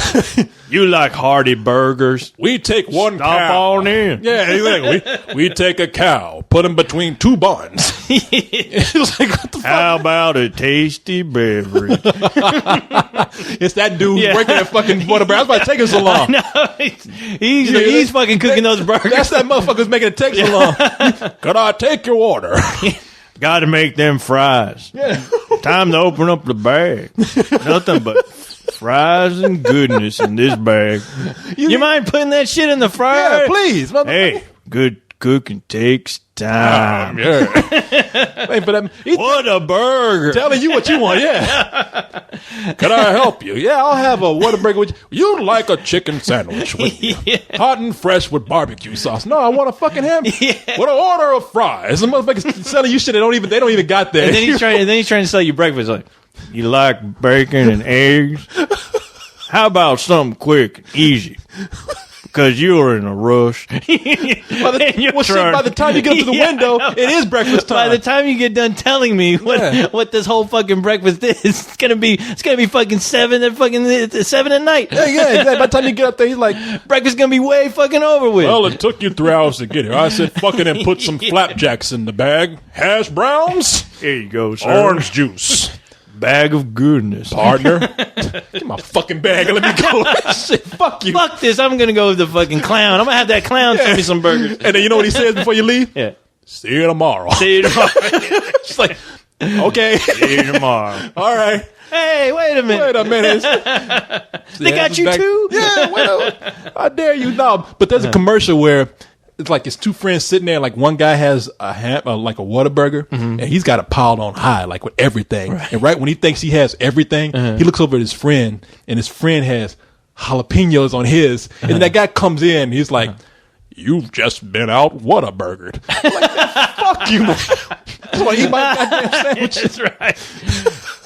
Don't you feel like a dumbass? Look at your friend. He's a man. You're a pussy. Yeah. You've been out Whataburger, faggot. What? You should get the faggot burger. Oh, but fuck you. With cheese, bitch. What the fuck? I just want my hamburger. It makes you want to get a hamburger and throw that in this goddamn head. You've been out Whataburger, bitch. Fuck you. How about we just make you a bologna sandwich? You don't deserve a hamburger. Nothing's thick and hearty. It's a Whataburger. How about we just give you a head of lettuce, you fucking pussy? I think I'm gonna fuck you in the head. What kind of place is this? I just want a hamburger. I'm getting raped trying to get a Whataburger. I'm being judged by this fucking guy. Yeah. And the guy does rape. He's looking at you. You've just been out Whataburger. Oh, fuck yeah. Take it in the ass the way you like it. Yeah. Just like you like your burgers. Serving this penis up hot and fresh. No lettuce and tomato here. Whoa! Hi-yo! And that's a hell of a hamburger talk right there. But bitch burger. Yeah, you ordered the dick burger, didn't you, son? You like it thick and hearty, don't you? No. But man, okay, so Whataburger is good, but Carl Jr.'s, man, Carl's Jr. I don't know what it is about that hamburger, but it is really good. I mean, for a fast food hamburger, and they're big too. Yeah. I mean, now Leon was talking about it like, now I went there because Leon was talking about it. I had one. I was like, this is like a superior version of the Whopper. But Leon was talking about, he's like, man, I had the Tasty Star. And that's like their Happy Meal type hamburger. And he's like, and it was big. And they got a $6 hamburger. I was scared to order it. That's too much burger for me. Make sure he wasn't having a prison flashback. What? What the hell is wrong with you, dude? It's a hamburger. It's a hamburger. Fucking Paris Hilton is selling this shit. No, it's more than a hamburger. Don't ever say that. I mean, he had fear in his eyes. He's like, almost like, when you get there, don't even look at the menu when they have the $6 hamburger. I should fuck you up, man. I mean, he was nervous. Shit. I'm scared to know what it looks like if I actually ordered it. Like, really? I was like, and I ordered that shit. I went there like, I have a $6 hamburger, and I don't know why they call it the $6 hamburger because it's not $6. First of all, it's like $4. Oh, okay. Yeah, it's like what, $5.42? It's not $6. It's $5.99. Get your shit straight. I round my shit up. All right? Okay, but no, it's like $4, $4.25, something like that. And the shit is just like a nice, almost like a little better version of a Whopper. Right. And like I was looking at Leon, I was like, "What the fuck was?" He must have went in there strung out on something. He must have had LSD when he ordered that shit. They brought it to him. That hamburger was the size of a car. Oh fuck! He must have been hanging out with Denzel's character in your favorite movie, Training Day. That's what it sounds like. What, like he actually he was hanging out with a hamburger. The hamburger started talking to him. Yeah. Hey, Leon, you ever had your shit pushed in? Yeah. Huh? It's a simple question. What the hell are you talking about? $6 hamburger? He ordered that. way I look at it, Leon was on something. And he went in there and ordered the $6 hamburger. When they brought it out, Mayor McCheese came out. Yeah. A guy with a hamburger head came out. You order me, Leon? He must have had one too many Red Bulls or something, reading comic books all night. Did you see him bringing a regular sized hamburger out? And Leon's like, no, get it away. No. Jump to the window. Oh my God. Get the fuck away from me, man.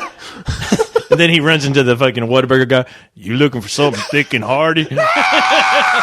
You hungry, boy? I got it just like you like it. Come with me, boy. Oh, what? Boy, that'd be a bad night for him. Getting raped by the, first of all, hallucinating about your hamburger talking to you, and then getting raped by the Whataburger man. Whataburger man. That's me. I love raping. No, I don't get sued or get my ass kicked by that guy. By Whataburger. We get sued by Whataburger. Yeah. You talking about me, robot? No, sir. You look like a real sexy hamburger there, boy. But no, Carl Jr.'s is great. Carl Jr. Okay. But the other one, I don't know how many places they had this hamburger. Okay. But it's called Five Guys Burger. Okay, I've heard of it. But I have no idea where the fuck it is. I hadn't heard of it until I passed by one day, and I was like, okay, I don't know what this place is like. And then Cyrus told me, he's like, you want a good burger? Go by Five Guys. And Cyrus is the guy. Cyrus knows, shit, Cyrus. Shit, Five Guys. Cyrus ate as much as Five Guys. It took Five Guys to make his one order. Whenever I'm looking for a 5-star eatery, I go directly to Cyrus. It took Five Guys to bring his order out. They renamed it to Five Guys. It was like Two Guys, and then at the bottom it says, until Cyrus got here. Cyrus, I'm looking for quail. Well, fucking don't go to the fucking highball. That's the first thing I'm going to tell you. Because they kicked me out of there. Yeah. No, Five Guys. It's funny because when I went in there that night, it was tonight that I went in there. They actually only had 2 guys working there. So, but it's a chain that opened up. Oh, I think in Atlanta, or they opened up a bunch of them in Atlanta. Like they opened up 100 of them in Atlanta. I don't know where they were from originally, but they are good, man. I mean, it really is everything that you want in like a good hamburger that has like a home. Because when you say you want a nice home style hamburger, you don't want the kind of hamburger that your mom made at home with fucking like 2 pieces of bread, toast, and shit, and a fucking big ass meat patty that's falling through the bread. Yeah, exactly. She tried to fool you by taking the heels of the bread loaf and putting it in like, that's a bun right there. Yeah, look at that. That shit ends up looking like the Blob. Yeah, it looks like the Blob. She's gonna eat you and shit. But I saw this shit eating people in the movie. I don't want this shit. But it's like a home style burger, but done just right, man. I mean, it's not sloppy or anything like that. It's piled on high. You go in there and you get all the toppings. Okay, and this is why it's like a home style burger. I know what I mean by this now because hey, one of the things you have going for you with the homemade burger is like it's fresh. You know, Ma Dukes just took it out the refrigerator and put it on. You get to see it made right there. It's fresh, fresh, exciting. This burger is so good to me.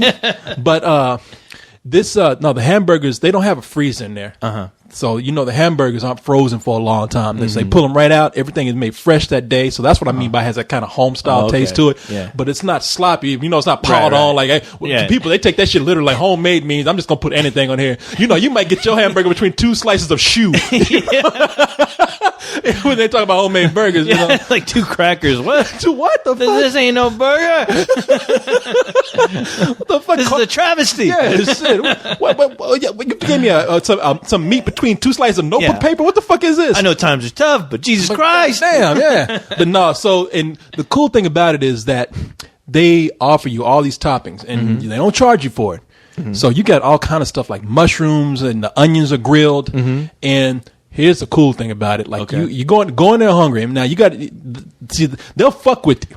But not in a bad way. They fuck you in a good way. Because like you might ask for something big and you're like, oh, this is a little smaller than what I thought. So you go in there and say, I have a cheeseburger. Over at Five Guys, a cheeseburger means a double meat burger. They don't tell you that. Usually because when you get a double hamburger, it's like, no shit. I have the double cheeseburger. Yeah. No, the double cheeseburger there is just called a hamburger. So you're going to get more than you want. You know what I'm saying? So they bring that shit out. You can get relish, onions, jalapenos, all kind of shit on there. And that's the other thing. Like the fixings are good. All the stuff that you can put on there. And like I said, they don't keep that stuff stored in the freezer anyway. They make that shit fresh that day. Okay. Yeah, they got really when you walk in, they got potato sacks everywhere. I'll be sure not to go at the end of the night. Yeah, exactly. Yeah, because that's just been all day. That can end up biting you on the ass. Yeah, you get this. Yeah, that you gonna get good for you. Yeah, our first customer all day. Like what? What do you mean? You Meat's win. all brown, like brown. I was like, is that? We haven't even cooked it yet. Oh shit! Huh? What? But I ordered that burger, man. I do this kind of thing. I was on my way to a movie, so I do this thing where I like stop and I try to eat and go at the same time. Like I'm trying to eat and drive. Oh, so you're that jerk off? I'm that dude. Yeah. I thought I had it down, but I was driving trying to eat that burger. And that was one point. The hamburger was so big, and actually it was so good. Yeah. I was like, I just like I said, fuck it. Killing families on the goddamn road. Get out the way. That stick Toxic Avenger we talked about? I ran over that kid, made a hamburger out of his head, and kept going. But I pulled over on the side of the road because I said, fuck it, man. This is a hamburger worthy of my attention. Deserves all my attention. Yeah, and I pulled over, and so I'm gonna pull over in the emergency lane where people really need that. No, I had fuck that. I had emergency right there. I had a hamburger to eat. Okay, people in the emergency lane just gobbling down. I love your world, Corey. People driving by me. I'm like, look at that dude, fucking eating. Damn. Yeah. Is that one of the lost slaves or something? Fucking hungry, man. He's never eaten before. I had to pull over and fucking eat. It must have been payday or something. And I'm talking about chowing down. I mean, I didn't even try to look cool. I had both hands on that hamburger and had my talk about robo. And I was robo on that hamburger. Are you wiping your sweat off with your hamburger and then eating it? I took the bun off, wiped my forehead with it, put it back on. But goddamn, you're trying to open up that fucking ketchup pocket, that fucking packet, that shit is squirting all in your front window. Oh, look like I got shot. Just way too excited. But that shit was good, boy. I wipe my brow, wring the bun out, put it back on, eat it. I'm telling you, Five Guys hamburgers. It started out where this guy told his two sons, or three sons. He told his three oldest sons, we're making hamburgers today. Yeah, he's like, fuck it. You ain't going to college, you're making hamburgers. And actually told his sons, he's like, you three assholes right here, you know what, you can go to college, or I can give you this money and you can open a business. Your choice. Yeah. They said, fuck it, we'll open a business. And it was called Five Guys because they brought the two other little brothers in. You know, like the two other little brothers were like, right. But I want to be an astronaut. Get the fuck in here and make these goddamn hamburgers. I don't give a goddamn what you want to do. I think one of the guys is the guy who worked at Apple, or the guy who's in my training class. Rich. Bitch, I'm one of the Five Guys. Yeah. Fuck you, I need this job. I got burgers. He's there fucking, he's there forming hamburger patties on his Apple chair. Yeah, shit. Like one of the kids is like, you know, I don't want to flip burgers. I want to be president. Get the fuck in there. Shit. What makes you a dumbass that you're going to be in any kind of politics? Right. You're in the politics of making fucking burgers. That's what you are. You're the president of fries right now. Get ready. You're gonna have a meeting with fucking Ronald McDonald in the Burger King. Yeah, you're the president of fries. Don't piss him off. Yeah, Ronald McDonald and the Mayor McCheese would like to meet you at 3:30. Don't fuck around with that goddamn Whataburger dude either. Yeah, that's it. He will fuck you. You're the ambassador of lettuce right now. Get the fuck out of here. We do what you tell you to do with Five Guys. But yeah, so they all open his business and they end up being pretty successful. And awesome. They're starting to franchise them out. And they kind of got some bad word of mouth at first because this is the cool thing about it. They said, you want to know why hamburgers are so good? Yeah. We don't fuck around with a whole lot of flash or anything like that. You come in here, you get a hamburger and fries with those fucking guys on Saturday Night Live. Yeah. Cheeseburger Pepsi. Cheeseburger Pepsi. Cheeseburger. Yeah, cheeseburger Pepsi. Can I have a Coke? Pepsi. Pepsi. Even one episode was just like, could I just have a hamburger? Cheeseburger. It's just you leaving the cheese off of it. That's cheeseburger. No, awesome. They just really make hamburgers and fries. Yeah. And so they said, no, you ain't gonna find no nuggets in here, no chicken sandwiches, hamburgers. Yeah. And so there was they had a review where they said this place has all the charm and attractiveness of a stadium bathroom. I'm like, really? I'm like, Wow. fuck you, man. We make good Damn, hamburgers, okay? yeah. We're not here trying to like be all fancy with our It's not decor and California shit. enough Yeah, for you. Exactly. Yeah. Fuck you bitch. You know. Just half the places that are popping up are like straight out of California. I mean, yeah. We'll see how long that lasts in Austin. But. Yeah, no. And if anybody's asking, well, I thought you were a vegetarian. No, if you heard me right, it's like I go for about 2 months or a month without eating like any real red meat. And when I get down, I get down. Yeah. You know? So yeah. I was like fucking the wolf man. You know, I was like going around on a hamburger kick. I just had to have like a hamburger like for the last 3 days. Well, speaking of California, real quick, Yeah. have you had the what is it? T. Perry's burger or? Oh, you're talking. Oh, yeah. Is it? No. Is oh, it you got your. You got no, your okay. mixed up. I'm It's fucking P. Terry's. P. Terry's. Yeah. T. Perry's. T. Perry's. Yeah. P. Terry. Yeah. The Tyler Perry's Yeah. hamburgers. Now, have you had their burgers? They make all their workers dress up like Medea. Here's your hamburger. Tyler Perry man. burger. Oh yeah, no. I P. Terry's. Yeah. I eat at P. Terry's all the time because they have a veggie burger that I love, and I get that in their shakes are really good. So yeah, I've had P. Terry's is amazing, and I heard somebody told me that We opened up another one. that well, yeah, they've opened quite a few actually recently. But I heard that somebody told me that in California they have the In-N-Out burgers. I don't know if you ever had one of those. No, I've never had one. Okay, people freak out about the In-N-Out burgers, but apparently I heard somebody who worked at In-N-Out. I don't know if it was like somebody who was a part of the In-N-Out company or whatever. They split off and they came to Austin and they opened up their own version of what they wanted to do with In-N-Out. And from what I've heard, 'cause, I mean, we have a lot of Californians moving here all the time. A lot of people from California say that P. Terry's outdoes In-N-Out burger. So I could see that. I mean, because a good hamburger. I mean, it's a good fucking burger. Well, let me ask you this: do you feel like they're too small? You know what? At first I did. I was like, but the thing is, I liked how it tastes so much that it didn't bother me. So, but yeah, I mean, we're from we live in Texas, so everything's big. So no, it didn't bother me so much because you remember that fucking remember Shortstop? Oh yeah, Which there's still there's like two of them now. Well, we used to have like they used to be everywhere. They used to be everywhere. Yeah, the reason why P. Terry's is so notable here in town is because it's new to Texas and it's. I mean, I think it's an Austin thing. Yeah, it's an Austin deal. It's just an Austin restaurant right now, and their biggest sell is that they serve hamburgers that are organic. Right. Yeah, it's like open range meat that is taken from and no chemicals or artificial shit in their hamburgers, and they do the same thing with their chicken burgers too. Yeah, and like I said, they serve a good veggie burger. It's good, man. Like I said, I just thought they're just too small. You thought it was too small for you? Yeah, but they're good. No, you're right. They are one of the best hamburgers in town. You know what got me on this hamburger kick, man? I was watching Pulp Fiction one day, and they came on that scene where he's talking about where. Where'd you get the hamburger? And when they cut to that hamburger, for some reason, one day I hadn't had meat in so long. I just went and hugged that screen. I started looking at that screen. I was like, shit, that hamburger looks good. And what kind of burger was that? It was the Big Kahuna burger. Big Kahuna burger, yeah. That Hawaiian joint. Yeah. And I was wondering, I guess that's an actual place. I had no idea. I thought it was just a place that was made up for the movie. Maybe it was. I had no idea. I remember the scene. He's like, what's this?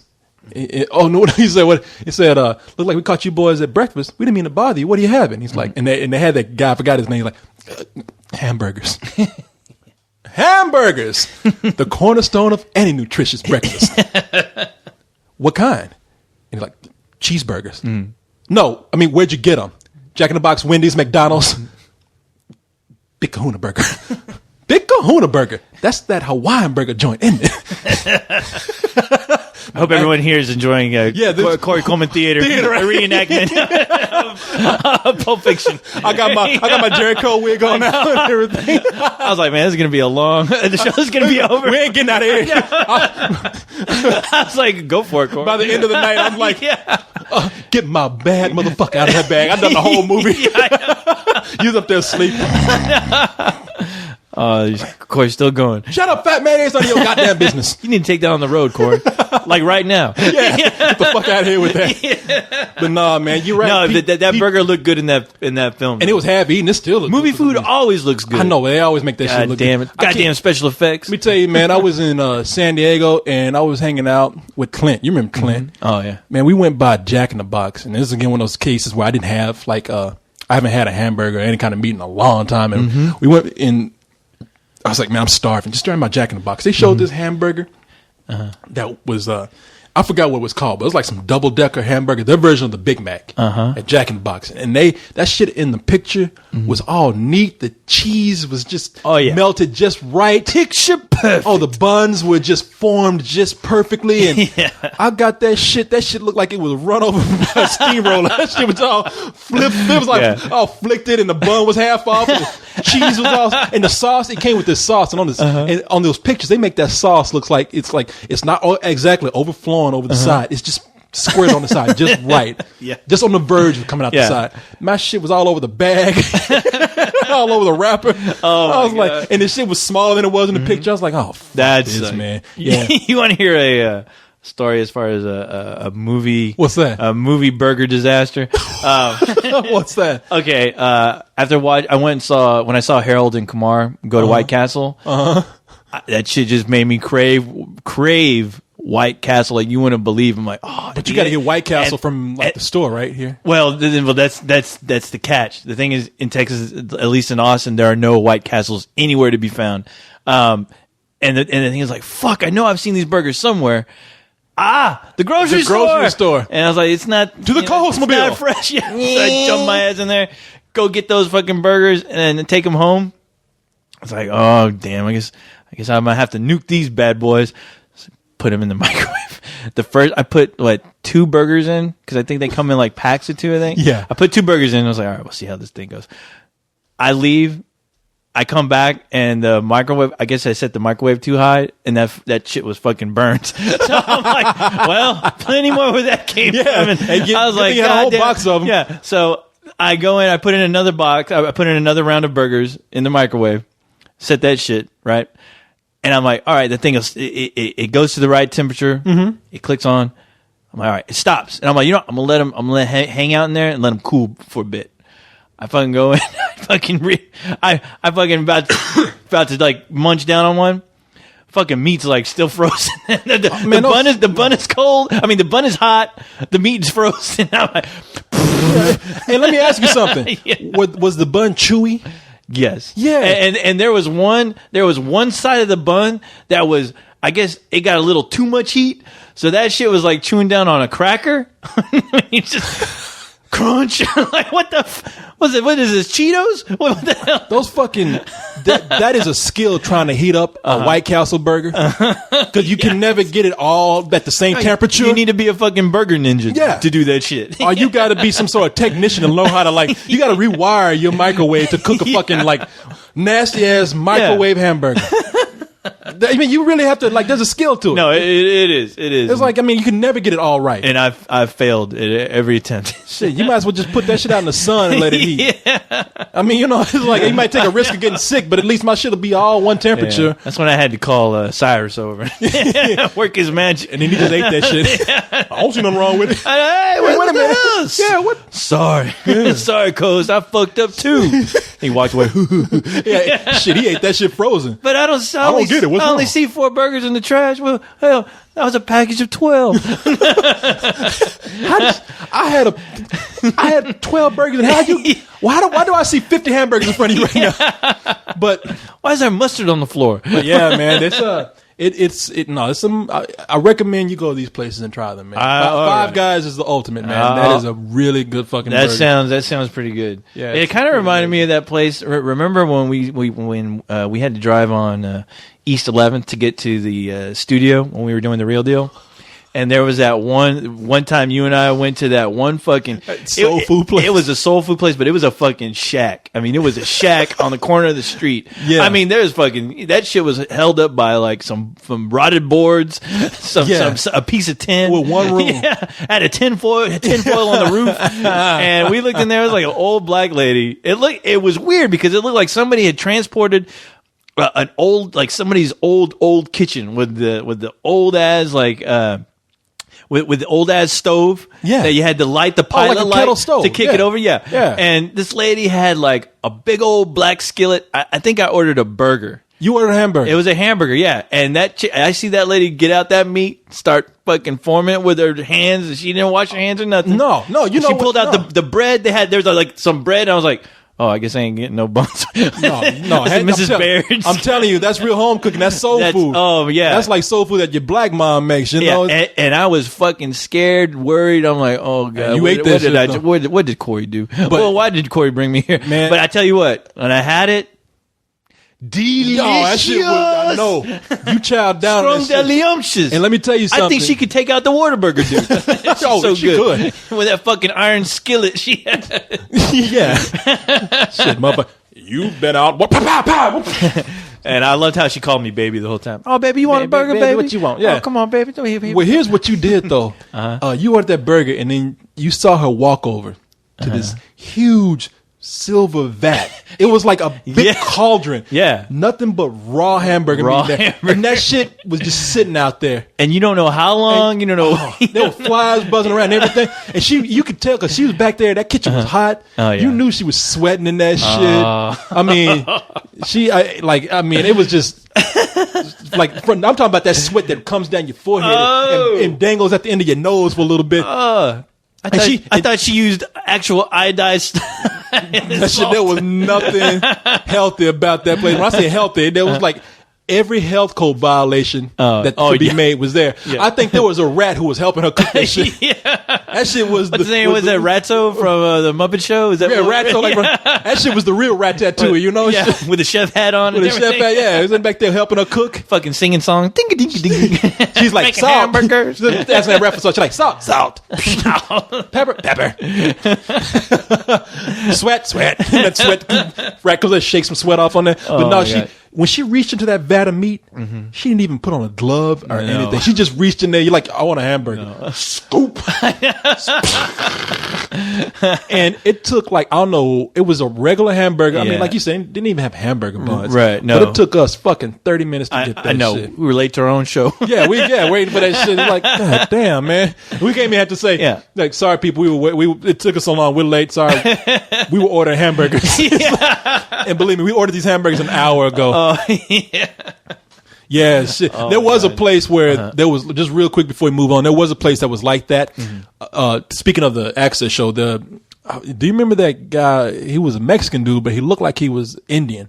And when I say Indian, I mean Native American. Jesus, Jesus, yeah. Hey, Cody, go back to school. You know, you tell me that guy wasn't Native American? He totally looked I think he was Mexican. Oh, wow. Yeah, Jesus. Well, look at the name, Jesus. Yeah. Him and this other guy named Hank Sinatra.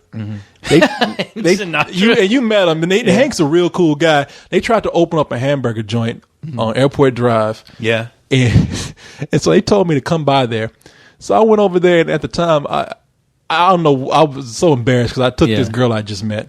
Oh, no. Corey. And we went over there, and the only person that was there was Jesus. And all I ordered was a hamburger because he didn't have anything else to. They couldn't make no fries. They didn't have anything else to make, so we both ordered hamburgers. And it was the girl just, when she walked around, looked around. When we walked to the dining area, I swear to God, this is not a lie. There was a rooster walking around. And Rooster looking at us like, hey, you know. Oh my God. A table for two.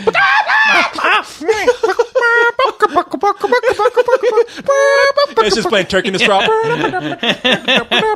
Putting silverware on the table for you on this beak. Hey, Rocky.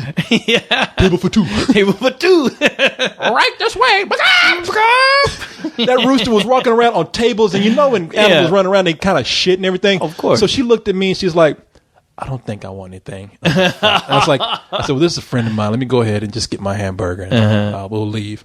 And she was like, this is your friend? No. That fool took. Yeah. Did she go, is the guy behind the counter your friend, or is the chicken? The rooster.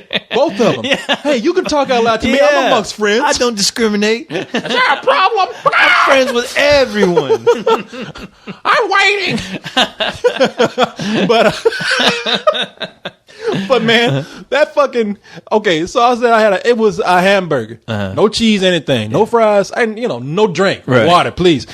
It took that guy not 20, not 30, but 40 minutes. What the fuck? To get that hamburger made. I do not know what happened. Needless to say, hamburger place didn't last very long. Oh my god, that motherfucker drove to Whataburger to get you a fucking. That's what happened. He's like, coming up.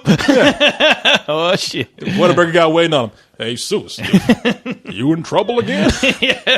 Okay, this is the last time, though. I will not see you tomorrow. He gives you a bag, it has a Whataburger scratched out. Hey, Seuss Burgers. Hey, Seuss, made it fresh and right in the back of the kitchen there, Court. Do a real ugly picture of himself in there like see, it's me. But I see your grill right there. It's not even on. Don't worry about it. What's that big yellow W on there? Special treatment for my friend Corey. First customer of the day. He drove to Whataburger. Yeah. He framed your quarters that you gave him. Your order will be right up. Yeah, he's like, hey, Rocky, watch the plates while I'm gone. Where the hamburger meat? Sure thing, boss. Okay, man. We got a little bit of time left before I got to take off. Oh, okay. I want to bring up this thing that I'm upset about. Oh, okay. And I think I got a valid reason. I really do. You tell me if I'm out of line here. All right.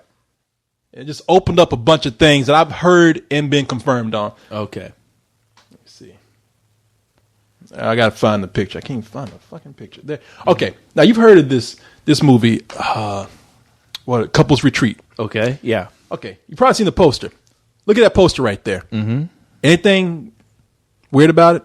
Anything different? Nope. I don't think so. Okay. I don't even know who's all in this movie. Well, that's what I'm going to show you. Oh, okay. It's the movie where we have Vince Vaughn.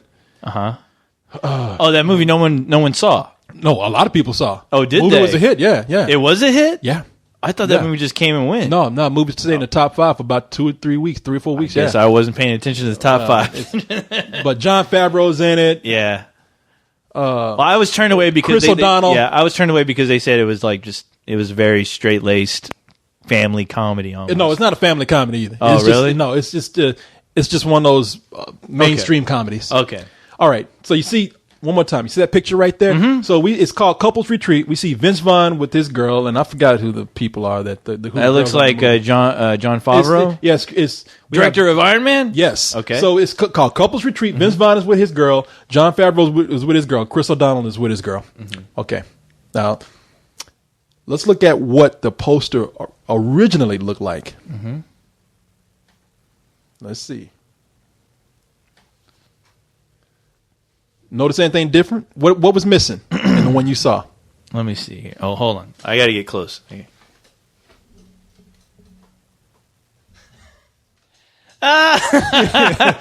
There's a black couple, but they're way in the background. Well, first of all, they're way in the background. They're fucking way in the background. It's like they got all the white people up front. They got the black couple on the other shore. Like they're in the water. They got the black couple on the beach. Another island. Yeah. Okay. They're on another resort. All I see is a big black guy and somebody who looks like his daughter. That's Faison Love.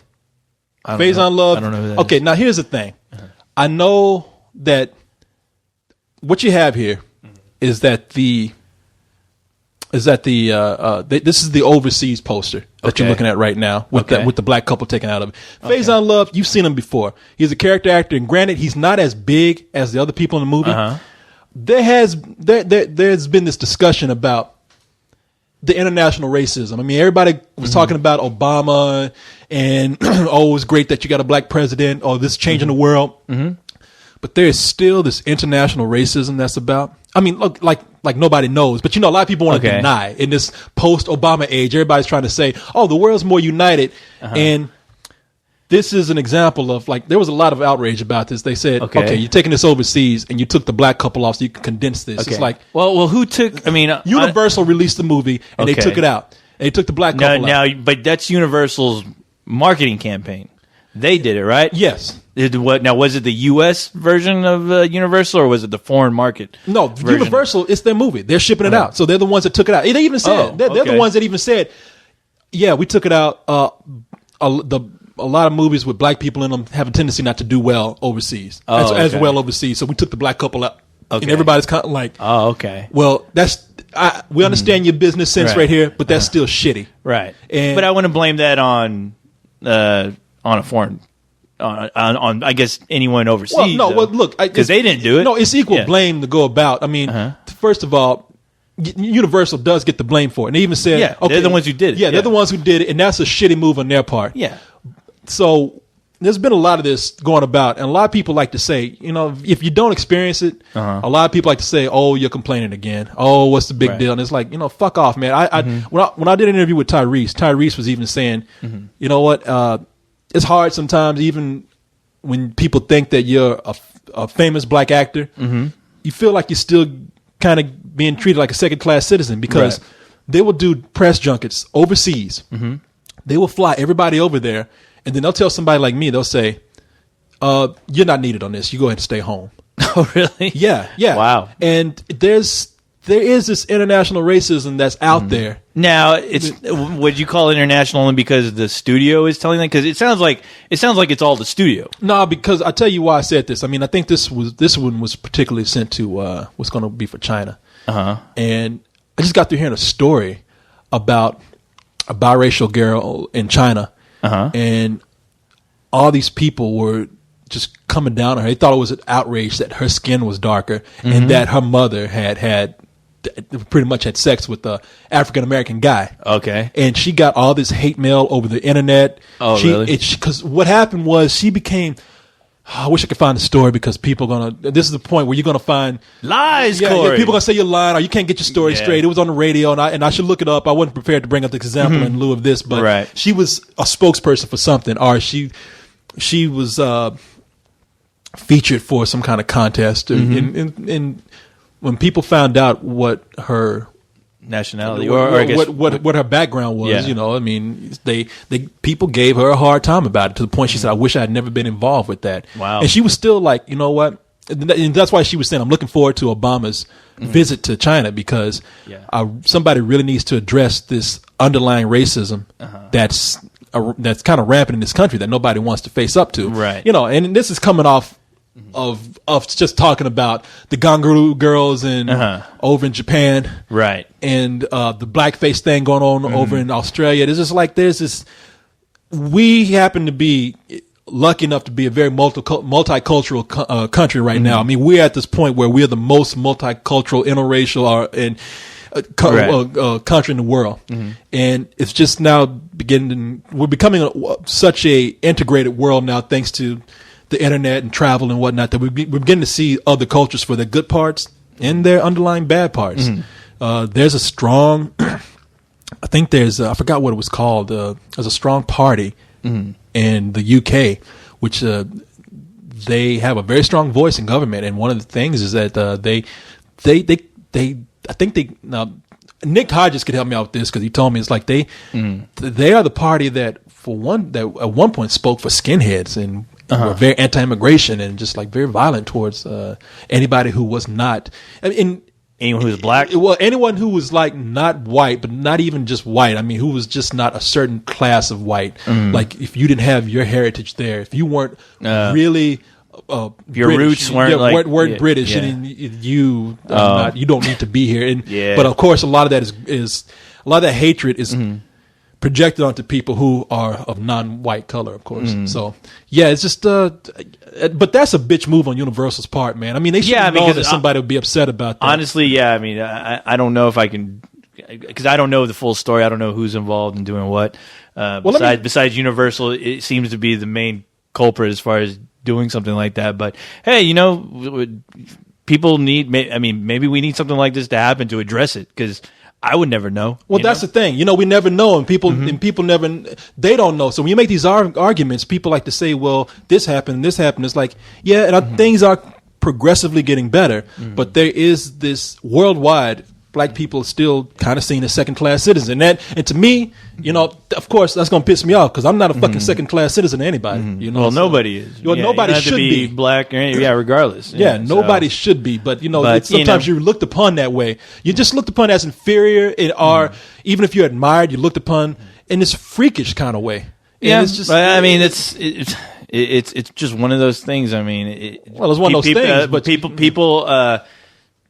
I wouldn't know really what to do besides you address it, let people know out there that this is. Well, it is fucked up. You're not going to change people as far as their ideas of what they were brought up. You always say that, but. You will change people or change things one way or another if you bring it out. You can't just sit back and say. Well, you'll change it if you have a war. Yeah. No. There's certain.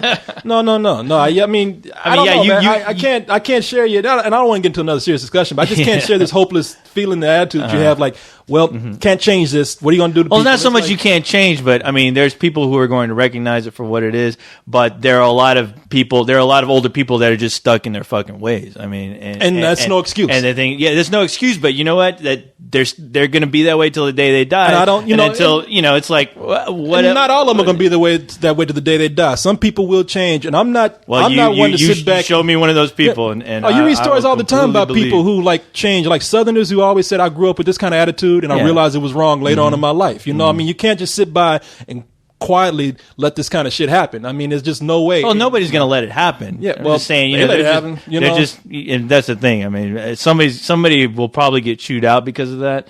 But why did they have to go that far? If nobody, that's the thing. Well, the thing is, it's like, it's a movie poster. I mean, you look at a lot of movie posters, and the thing is, that always happens. I mean, I've always noticed you'll see posters with like a whole group of people, and then they'll put out a video or something where you just see either two of the main characters, or you just see one character that anybody gives a shit about. But this is like, it being a black couple. I understand put everybody else up there except the black couple, right. And that's the thing. That's why you got to speak up, because if nobody spoke up, this would just happen. Well, obviously somebody is speaking up because it's all over the news, or at least the internet. And you know what? You got it. It's all about taking people to task. I mean, whether the people change their minds or not, you can't sit by and not at least mention it. No, I mean, I think people are always going to mention it. I mean, it's because it's fucked up. But as far as trying to get through somebody's skull that, hey, this is not right, they can easily say, look, they're not that. Somebody can easily say, well, their characters aren't that important to the movie. They're barely in the movie. I haven't seen the movie. They are not barely. So in the movie. I don't know. They are a major part of the movie. Yeah, or somebody's like, look, I'm sorry, but they're not celebrity. They're not as big names as the rest of the actors in there. I mean, somebody can always throw that argument. I can understand if there was a good reason, like we ran out of space, but the poster that they have is just as big as the other one. They really had no reason to take them out, except that black people don't sell as well overseas, and we're afraid that this is going to take away from money from the movie. And maybe it will, but you can't let that kind of shit happen. You can't let that kind of ignorance in another country rule over your. But you see, but the thing is, you keep saying it's ignorance in another country, where I don't think it's right to really say that, because I don't think the country is. I don't think they asked for the black couple to be removed. That's a studio. That's probably just one person and their idea what they think sells and what doesn't. No, it's a decision based on the pattern of business by those countries. But that's why. I mean, they have track records that actually make these kind of decisions for other countries. There's a track record that says, black people don't do this well in this kind of country. So in order to maximize our business on this and not take any risk of losing money, we're going to take the black couple out. And it's like, no, this. Well, I don't have facts to back that up, so I'm not. Well, I'll just read you. I'll read it to you right here. It says,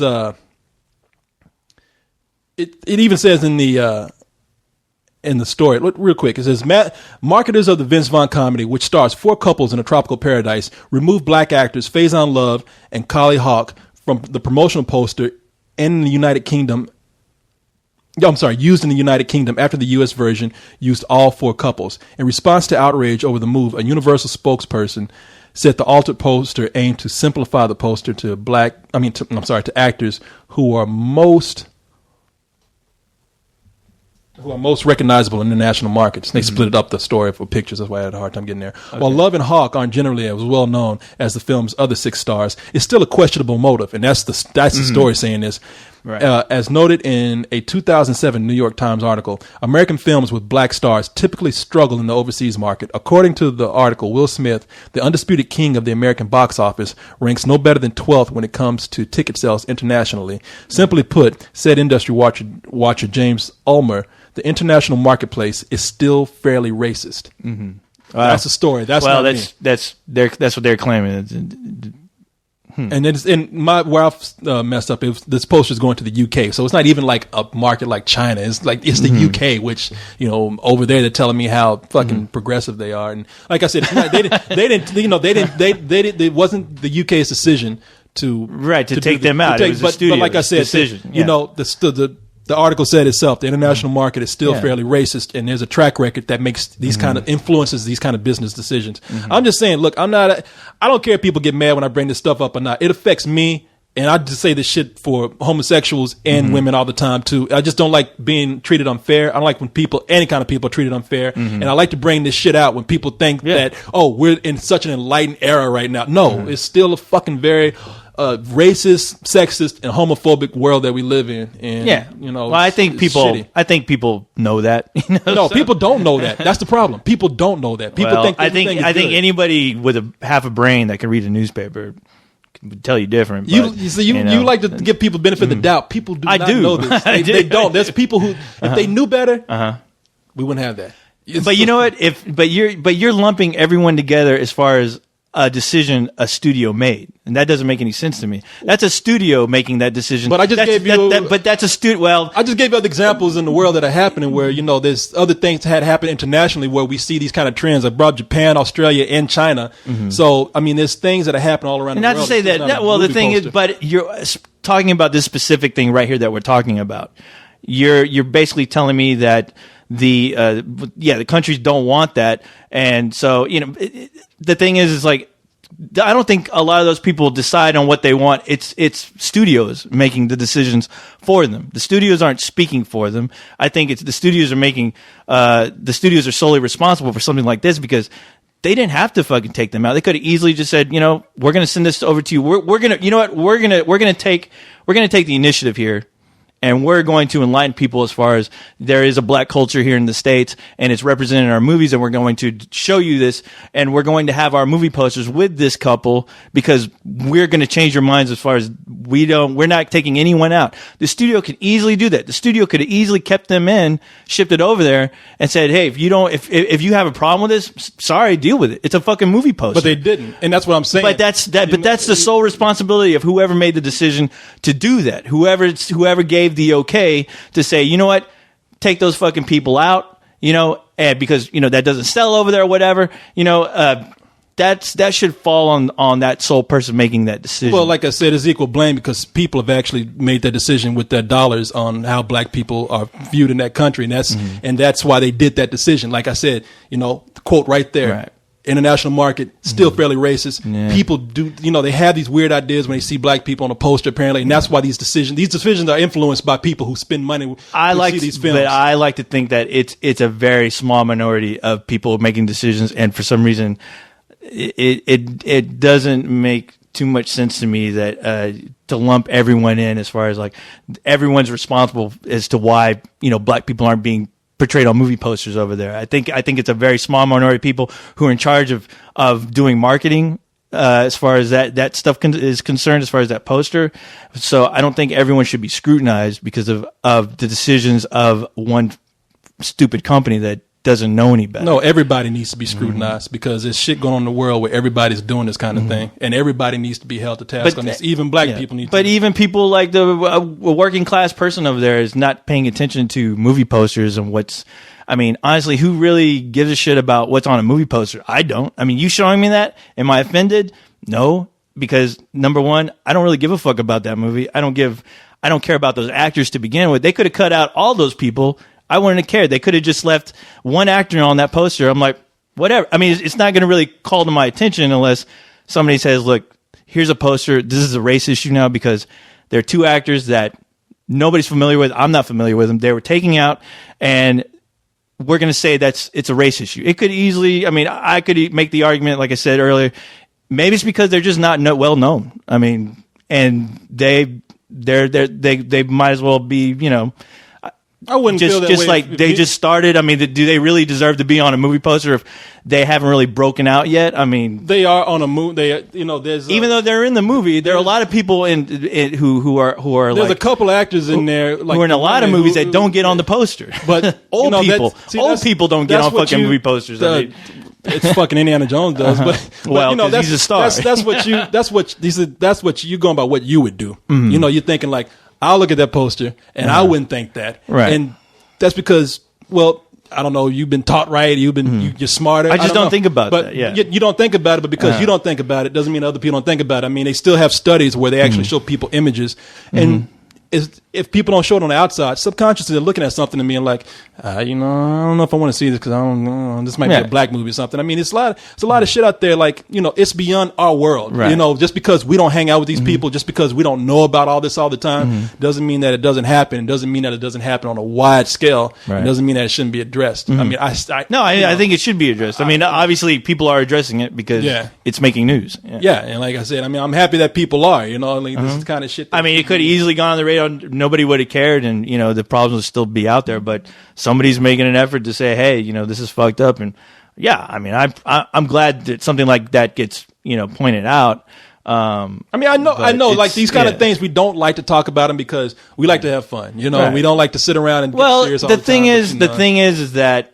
The only thing that I don't like when we have these discussions is when groups of people are lumped in, because I don't want to go and say, you know, well, you know what, the British are fucked up for not doing that, you know, because that's me lumping all of them together.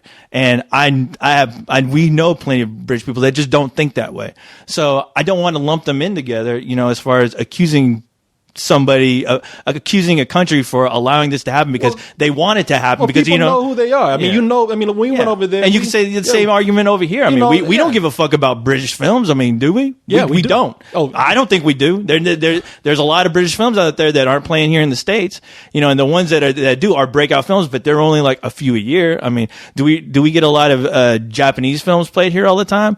I mean, just because a lot of we don't know jack shit about the Japanese, at least film fans. I mean, the film fans. I mean, now we're skirting the issue. But now we're trying to make excuses. And let's not make excuses. No. I'm not making excuses. Anything. I'm giving an example of like, do we care about Japanese culture enough to have their films come over here? But it's not a race issue. Yeah. You know, it's not like we're sick, because first of all, we are the biggest exporter of our films. I mean, you know, we just don't get a lot of them because first of all, I mean, over there in Japan, they don't have that strong of a film market. I mean, you can hear the Japanese people say. I mean, I just did that interview with that guy that did Frankenstein Girl. Yeah. He said how the film industry is not doing that well. I mean, we are the strongest film industry in the world. That's why we don't get as many imports, and we do. You know, they go under the radar, but we get a lot of their actors, and we love their actors. You know, we bring the actors over here and make them into sex symbols. So it's like we don't. It's not because we don't watch a British. We didn't make Jackie Chan into a sex symbol. We made him into a joke.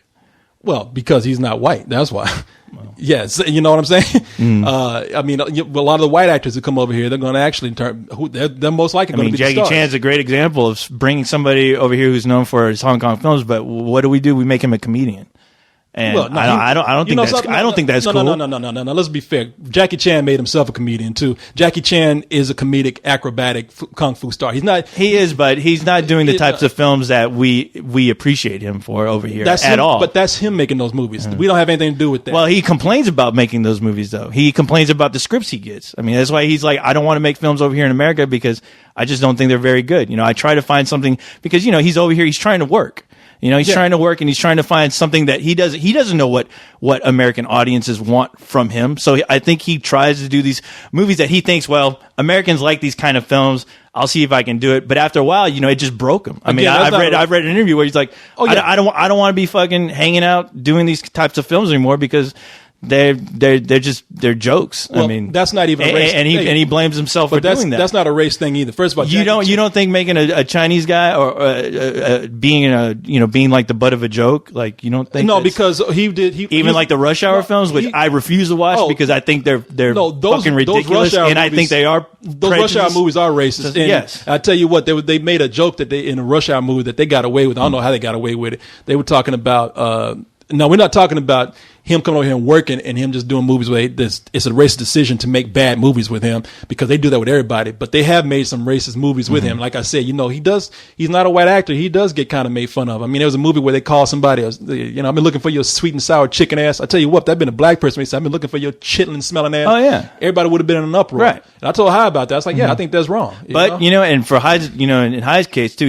High's told me plenty of times, you know, it's funny how shit like that goes on, but there's nobody being vocal about that at all. Well, period, and that's I think that's like people who just aren't saying anything. You know, like I think that's like the Asian community who probably isn't speaking up too much, and, But, and they should. They should be very angry about it. But you know, I mean, I wouldn't blame them if they spoke up. And and like I said, I wonder why they haven't spoke up more.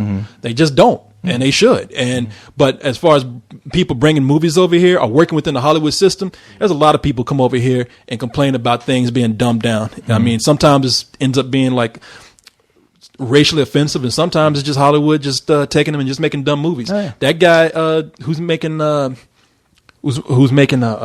he just finished Kick-Ass. The director of that, I got an interview I'm about to put up where he's just kind of like, you know, I'm not working with any kind of movie system, especially Hollywood, because they're not gonna let me make the movie I want to make. You know, he said, I am making the most expensive home movie because all of this is my money. Yeah. And it was obvious he was going to get a distribution deal after Comic-Con. I mean, he tried to act like he wasn't, but you know, he was afraid they're going to dumb it down, and that's why he had to make it outside the system. So there's a lot of things where Hollywood just takes people and dumb them down. I mean, you know, and you're right. Like I said, Jackie Chan, half of the stuff that he's done before he came over here, but for him to come over and do these Rush Hour movies, which I'm not a big fan of. I mean, no, you got a point. I don't right watch there. them. Yeah. Yeah. So, but like I said, But it sucks that these things still go on. I mean, I'm glad you are pointing it out, because it is bullshit. I mean, but the thing is, it's like, you know, hopefully the people who are in charge of making these fucking idiotic decisions are fucking paying attention.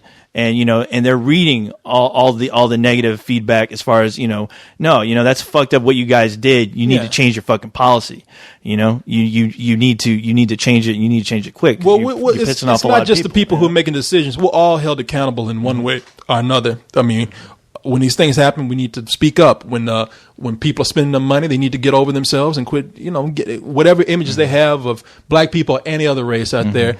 You know, they need to get over that. I mean, or, you know, I always say, hey, you know what? Just make a fucking badass movie then. You know, like a film like Soul Food or something. I'll admit I'll tell you right now, I would never go see that. I have no interest in seeing a movie like that. I would have no interest if it was called White Food, because, you know what? I don't want to see a bunch of white chicks hanging out at a table talking about what they do with their families at a kitchen table. I have no interest in that movie. Well, period. A movie called White Food would not be nearly as racist as a movie called Soul Food, and that was done with the consent of a bunch of black people behind the camera and in front of the camera. So, like I said, everybody's accountable for what we put out there. And you know, like I said, and Soul Plane is another great example of people who should be held accountable. But you know what? That was made by black people. So yeah, no, it was, and they did put out a very negative image, which, you know, but a lot, you know, we have more examples of racism outside of what black people do themselves, and more than we do with Soul Food. That's why we have to be kind of vigilant of that shit. You know, like I said, I don't want to bring the show down talking about this, but you know, too late, Corey. I got people. If you don't like it, fuck it. I got a voice. Shit happens. We're not always gonna sit up here and make jokes. So I'm not gonna sit here and be everybody's fucking fool. We and talk shit, you know? about nobody's fool. Don't worry. No, I know. But you know, it's easy to sit up here and talk about what we want to talk about, and that's it. That's the bottom line. Yeah, exactly. If you don't like it, fast forward. Yeah, fuck off. You know, but anyway, all right, rocking and rolling. Racism. You know what? They need to interview those actors and ask them what they think.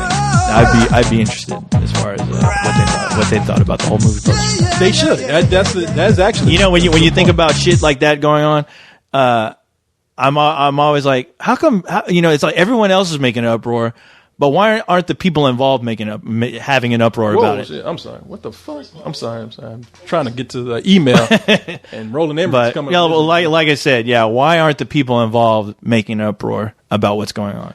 You know, maybe nobody's asking them. You can only, and who knows? They work for the studio. Who knows what kind of constraints that they have? But you know, but should that stop anyone from? I mean, would that stop you if somebody took you out of a poster because you're black? And it's like, sorry, Corey, we're shipping your movie overseas, and we're taking you out of the poster. We're only going to have the title of the poster because we don't want to scare people because you're a black man and they don't give two shits about. Well, it's easy to say that I wouldn't, but I'm not in those people's position. So that's. But if you were in those, I would like to say that I would come out and say something.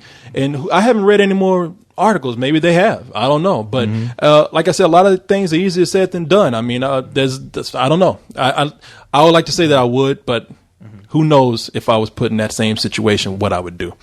All right. You want to read some emails? Yes. Let's see what we got here. Won't be able to read too many of them. Probably about 2 because I got to get out. All of right. behind. Let's make them good. All right. Oh shit! Don't tell me shit's about to. Oh no! I thought shit. Oh, you know what? Maybe I'm. I got that. I'm feeling nervous right now. Save your shit. All right, back. Save that. It's the last thing we need. You telling me? Hey guys, I was wondering if there was ever a movie character that you loved but your friends didn't. If so, who was it, and why didn't you? And why did you like this character? And this is from. What is this? Mr. Deadeyes. Mr. Deadeyes. All right. He says, "Fuck my thoughts." Fucking welcome to fuck my thoughts. I'll fuck my thoughts. Fuck your thoughts. No, you can't fuck with my thoughts. Fuck your thoughts. The email section, very short email section this week. So, is there a movie character? Yeah, a movie character that we've enjoyed, but other people haven't, or that you've enjoyed, or I've enjoyed that other people just did not like. Do not care for. Damn. That's a good question. Shit. I can't really. Nothing comes to mind. And right it is now, a good question. I mean, because you have these characters that are annoying. Oh, you know what? Jar Jar Binks. Oh, I loved him. I thought he was hilarious. He was awesome. I will say, okay, I'm going to bring this back to Star Wars. Because a lot of people are always bitching about Luke Skywalker for some reason in the second film. Like they think he's whining or whatever, and I just don't understand that. Because my deal with Empire is that I was like, wow, you know what? Well, I think some people say Mark Hamill didn't do a good job in that film, and the first thing I say is like, are you fucking kidding me? The guy fucking acted with a fucking puppet and held those scenes together with a fucking puppet, for crying out loud. And you're going to tell me he's not acting well? You don't like his character because he's whiny? Well, yeah, he's whiny. I think he's playing us, he's a non-believer and somebody's trying to get him to believe in some crazy shit. And, you talking about Yoda? Yeah. In the Force in general, fucking when Luke Skywalker's like, I don't believe it. And Yoda tells him, that is why you fail. That's us. We're a bunch of dummies. We don't know any better. We don't know what to believe in. But once we see it, oh wow, we were. Seeing is believing. Yeah, exactly. But no, I hear this every once in a while. People will start bitching about Mark Hamill and just his portrayal of Luke in that movie for some reason. I don't get it. I don't understand. Okay, you know what? I got one. And I saw this movie not too long ago, and I had to say, like, something, I was on the bandwagon. I hated this guy, but there's certain scenes, not every scene, but I like a few scenes with him. Short Round from I love Temple of Doom. Who says they don't fucking love Short Round? Everybody. Who's that? Who the fuck is everybody? Oh shit! Fuck them. Like, I'm gonna get names. No shit. How can you not? No time for love, Dr. Jones. Carlisle. Are you? What the fuck? That fucker's dead. He's dead. His whole family's dead. His house burned to the ground. Dead. Yeah. No, Short Round I fucking loved. He was one of my favorite parts of that fucking Indiana Jones film, Temple of Boom. Dr. Jones. No time for love, Dr. Jones. Oh yeah, no time for love, Dr. Jones. We got work to do, Dr. Jones. We got work to do. But man, Ditches of power. Man, how can you not Short Round at the end? He's like, I love you, Dr. Jones. I love you, Dr. I love you. All I think is it's that kid Data from the Goonies in an Indiana Jones film. Oh yeah, I was waiting for him to use his ditches of power. Watch out, there's a lot of booby traps. Did you mean booby trap? That's what I said. I said booby trap. What you say? What you hear? No, man, I think we just got through talking about racism and Jackie Chan. Look at us. Sorry. Hey, Short Round. Hey. Short Round was cool. I never thought. I always loved the scene at the end of Goonies where you see Short Round and his family, and you see his dad showing him a new invention, and it goes all haywire and wrong, and he tells his dad, "Oh, Dad, I love you," and I almost cried during that scene. Man, you love Short Round. That put Asians in a good light. They have families too, Yeah, they're adopted by Corey's over here laughing at them. Fucking white guys who booby traps. Throw them in danger when they go into some fucking cave of lava and shit. But there's I think that's it. You should see Short Round today, man. Like, I think he's like some martial arts expert or something. I'm not making a joke. No, I think he is. No, I think you're absolutely right. No, Short Round was cool with me, man. Mm-hmm. I mean, there's some scenes where he's annoying. Like when wait, what? Come on! How like dare you? Wait, like we lean on that wall. Like Indiana Jones was like pissed at him because he already start fucking up those traps. Yeah. And Indiana Jones looks at Short Round. He's like, just go stand over there. And he stands on the wall and starts that other part of the trap where the wall's closing. And he's like, you told me to stand there. I do nothing. I do nothing. I do what you tell me. I love that. I was laughing throughout that whole scene. I was like, yeah, Short Round always getting into trouble. What will he do next? What wacky thing? The third movie should have had just Short Round in it. The Adventures of Short Round. That's what I wanted. Well, I'm surprised nobody made a cartoon because of racism. Recording that's racism. The blacks would not allow it. Yeah, we don't like Short Round. The black community, we rallied when we heard there was going to be a Short Round movie. I know you guys hate Koreans. We couldn't do it. They already taking over our neighborhoods with the supermarkets. They going to make movies too. We can't have this shit. We already gave y'all Jackie Chan. We gave y'all Jackie Chan, by the way. Let's see. All right, this is from Captain Mercury, who says, let's do this. And then parentheses, and answer this question. He says, a quick question. Quickie but a goodie. Who do you think, he forgot to put you in this, I'm reading this like he wrote it. Who do you think are some of the most despicable villains in movies? I'm not talking about the most popular or powerful, like Darth Vader or the Joker or Hannibal Lecter, but the cruel, evil villains that made you feel real anger towards them, and you couldn't wait to see them get their just desserts. Thanks if you answered my question. Love the site and love the show. Let's see. Please, it says, P.S. Please be gentle. It's my first time having my thoughts fucked. No, hell no. Bring that thought over here. Oh, my God. Well, you know what? Anytime I see a Nazi in a movie, it's hard not to hate them, man. Oh, really? I think they're hilarious. Well, how can you hate them? They talk all funny. Krauts! Shoot the Jews! But no, man, every time I see a Nazi in a movie, like, I mean, where they actually do the real cruel portrayals, and then like they're fucking beating down Jews and setting them on fire and shooting them and gassing them. I'm just, you can't. I mean, that's when you want to go home and play Castle Wolfenstein and like go around shooting Nazis. You want to play Call of Duty and shit. And just kill a bunch of fucking Nazis. But yeah, and I think the movie that worked best at giving you, now it was over the top. So I really found myself. It's surprising that I hated these villains because they were so cartoonish. But the villains from Rambo, man. Oh, the last Rambo film? Rambo movie. Oh, fuck yeah. No, that they fucking got their just dessert. They got liquefied. And that's, you know what? Yeah, that movie, even though there was not like a central villain to where they played him up, there was a villain. Yeah. But man, those guys were fucking brutal. Oh, they were throwing children in the bonfires. They just did not give a fuck. And so when Rambo fucking, you were just waiting for Rambo. When Rambo fucking starts doing his thing, you were fucking rooting him on like crazy. And see, we kind of answered this question last week. Yeah, we did. Yeah, I didn't even think about that. Yeah, I was about to say, because I've just thought about like that one movie where, and nobody could tell me the name of that movie. By the way, though, somebody told me the name of that dwarf movie, the one with the lizards where they call them dwarfs. Somebody actually found it. Okay, what was it called? Dance of the Dwarfs. Oh, it's a stupid movie. It had Peter Fonda in it, and it's like I was always looking for a movie called Night of the Dwarfs, but it's called Dance of the Dwarfs. It's stupid, man. Okay. But yeah, that movie. See, there are movies where they have villains, and the villain might get shot or stabbed, and you're like, oh, man, that person really needed more, and so when Rambo got a hold of like guns and shit, and like you said, started liquefying people. Oh yeah. It was like that. You were screaming and hollering, fucking kill them all, please. Yeah. That was a badass scene at the end. But I thought the villain, both of the villains, the two dickheads in District 9.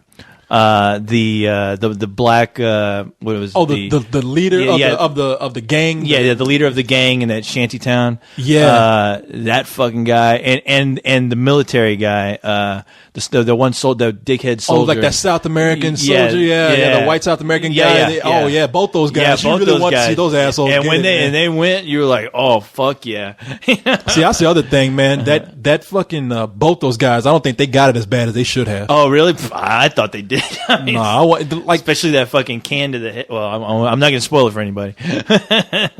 there's some bad movies that have villains that I hate, and I wonder why, because the movies are so bad. But The Patriot had Oh yeah. That's, I forgot the guy's the villain's name in that movie. He was the British army leader, and was it? I forgot it was some like fuck, I can't remember, but there was a scene in the movie where he locked all these women and children up in a church. Yeah, that's right. And set it on fire. And it's like, I know this movie is not historically accurate. It's dumb, but that asshole needs to get it, man.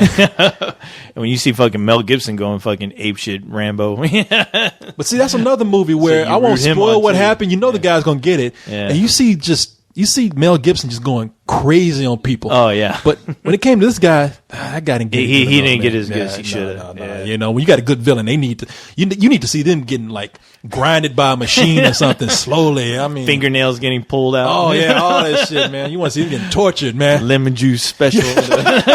Cut them open, throw some fire ants and some lemon juice. Need to feed them to the blob, you know. You wait for it. Don't worry, Corey. Somebody will get their comeuppance in my film. Oh, what's your movie going to be? About a bunch of black people. Okay. I'll take them off the poster. That dude that made that poster needs to get his, man. Soul Food Part 2. Oh, you'll be the biggest villain in the world. It'll be me coming after you in that movie. Hey, what's wrong? Hey, just a movie. Come on, line up. Hey. What I do? Yeah. Eskimos don't want to see any black people on posters. Come on. They don't even know what that is. Anyway, man, I really got to get out of here. That's too bad. Well, next week I have to bring up the topic. What was it, man? About. What were you so angry about? I got to know. Just tell me. We bring it up next week. Oprah having the interview with the lady who was basically ripped apart by the monkey. Oh, that woman's been everywhere, man, in the news. Well, she was on Oprah, and I was disgusted by how Oprah handled that. What did she do? I'll tell you next week. Okay. I could not believe somebody allowed her to do that, what she did. I mean, I felt bad for the lady who was ripped apart. Did she make her show her face or something? When it was a big deal, yeah, where she unraveled she basically had an unveiling of the face, but she built up to it to where it had the makings of just a bad TV show. See, where they're like building up to it, and you're like exploitive is what it was. Yeah, they pretty much that's what they did. They made her a spectacle, and I felt awful, and I could not believe Oprah, out of all fucking people, did this. That. Yes. Okay, you know what? We'll talk about this, because I'm telling y'all, the chimpocalypse is coming. This shit is fucked. You better be fucking worried, because after looking at that poor soul, I don't even know how a doctor allowed her. I mean, I'll say it right here, I don't know how a doctor allowed her to live. I mean, they said they had to teach her to eat another way. But those fucking chimps, man, I'm telling you, they are not pets. Okay. Yeah. You want a real issue to really get heated up? These fucking people owning these fucking wild animals. Yeah, that's something. Yeah, that's something to be fucking discussed. Damn, boy, I'm glad we went on an upbeat on this. Wait till you hear my tirade of them. Chimps eat people, yeah. But now we can't hold all chimps responsible now, like you said. Fuck them. Take them out the poster. Kill all those motherfuckers, them and the sharks. Fuck them sharks. All right, y'all. We'll talk to you later. Good night, y'all. See you chumps. Get to the chopper! Get to the chopper! Get to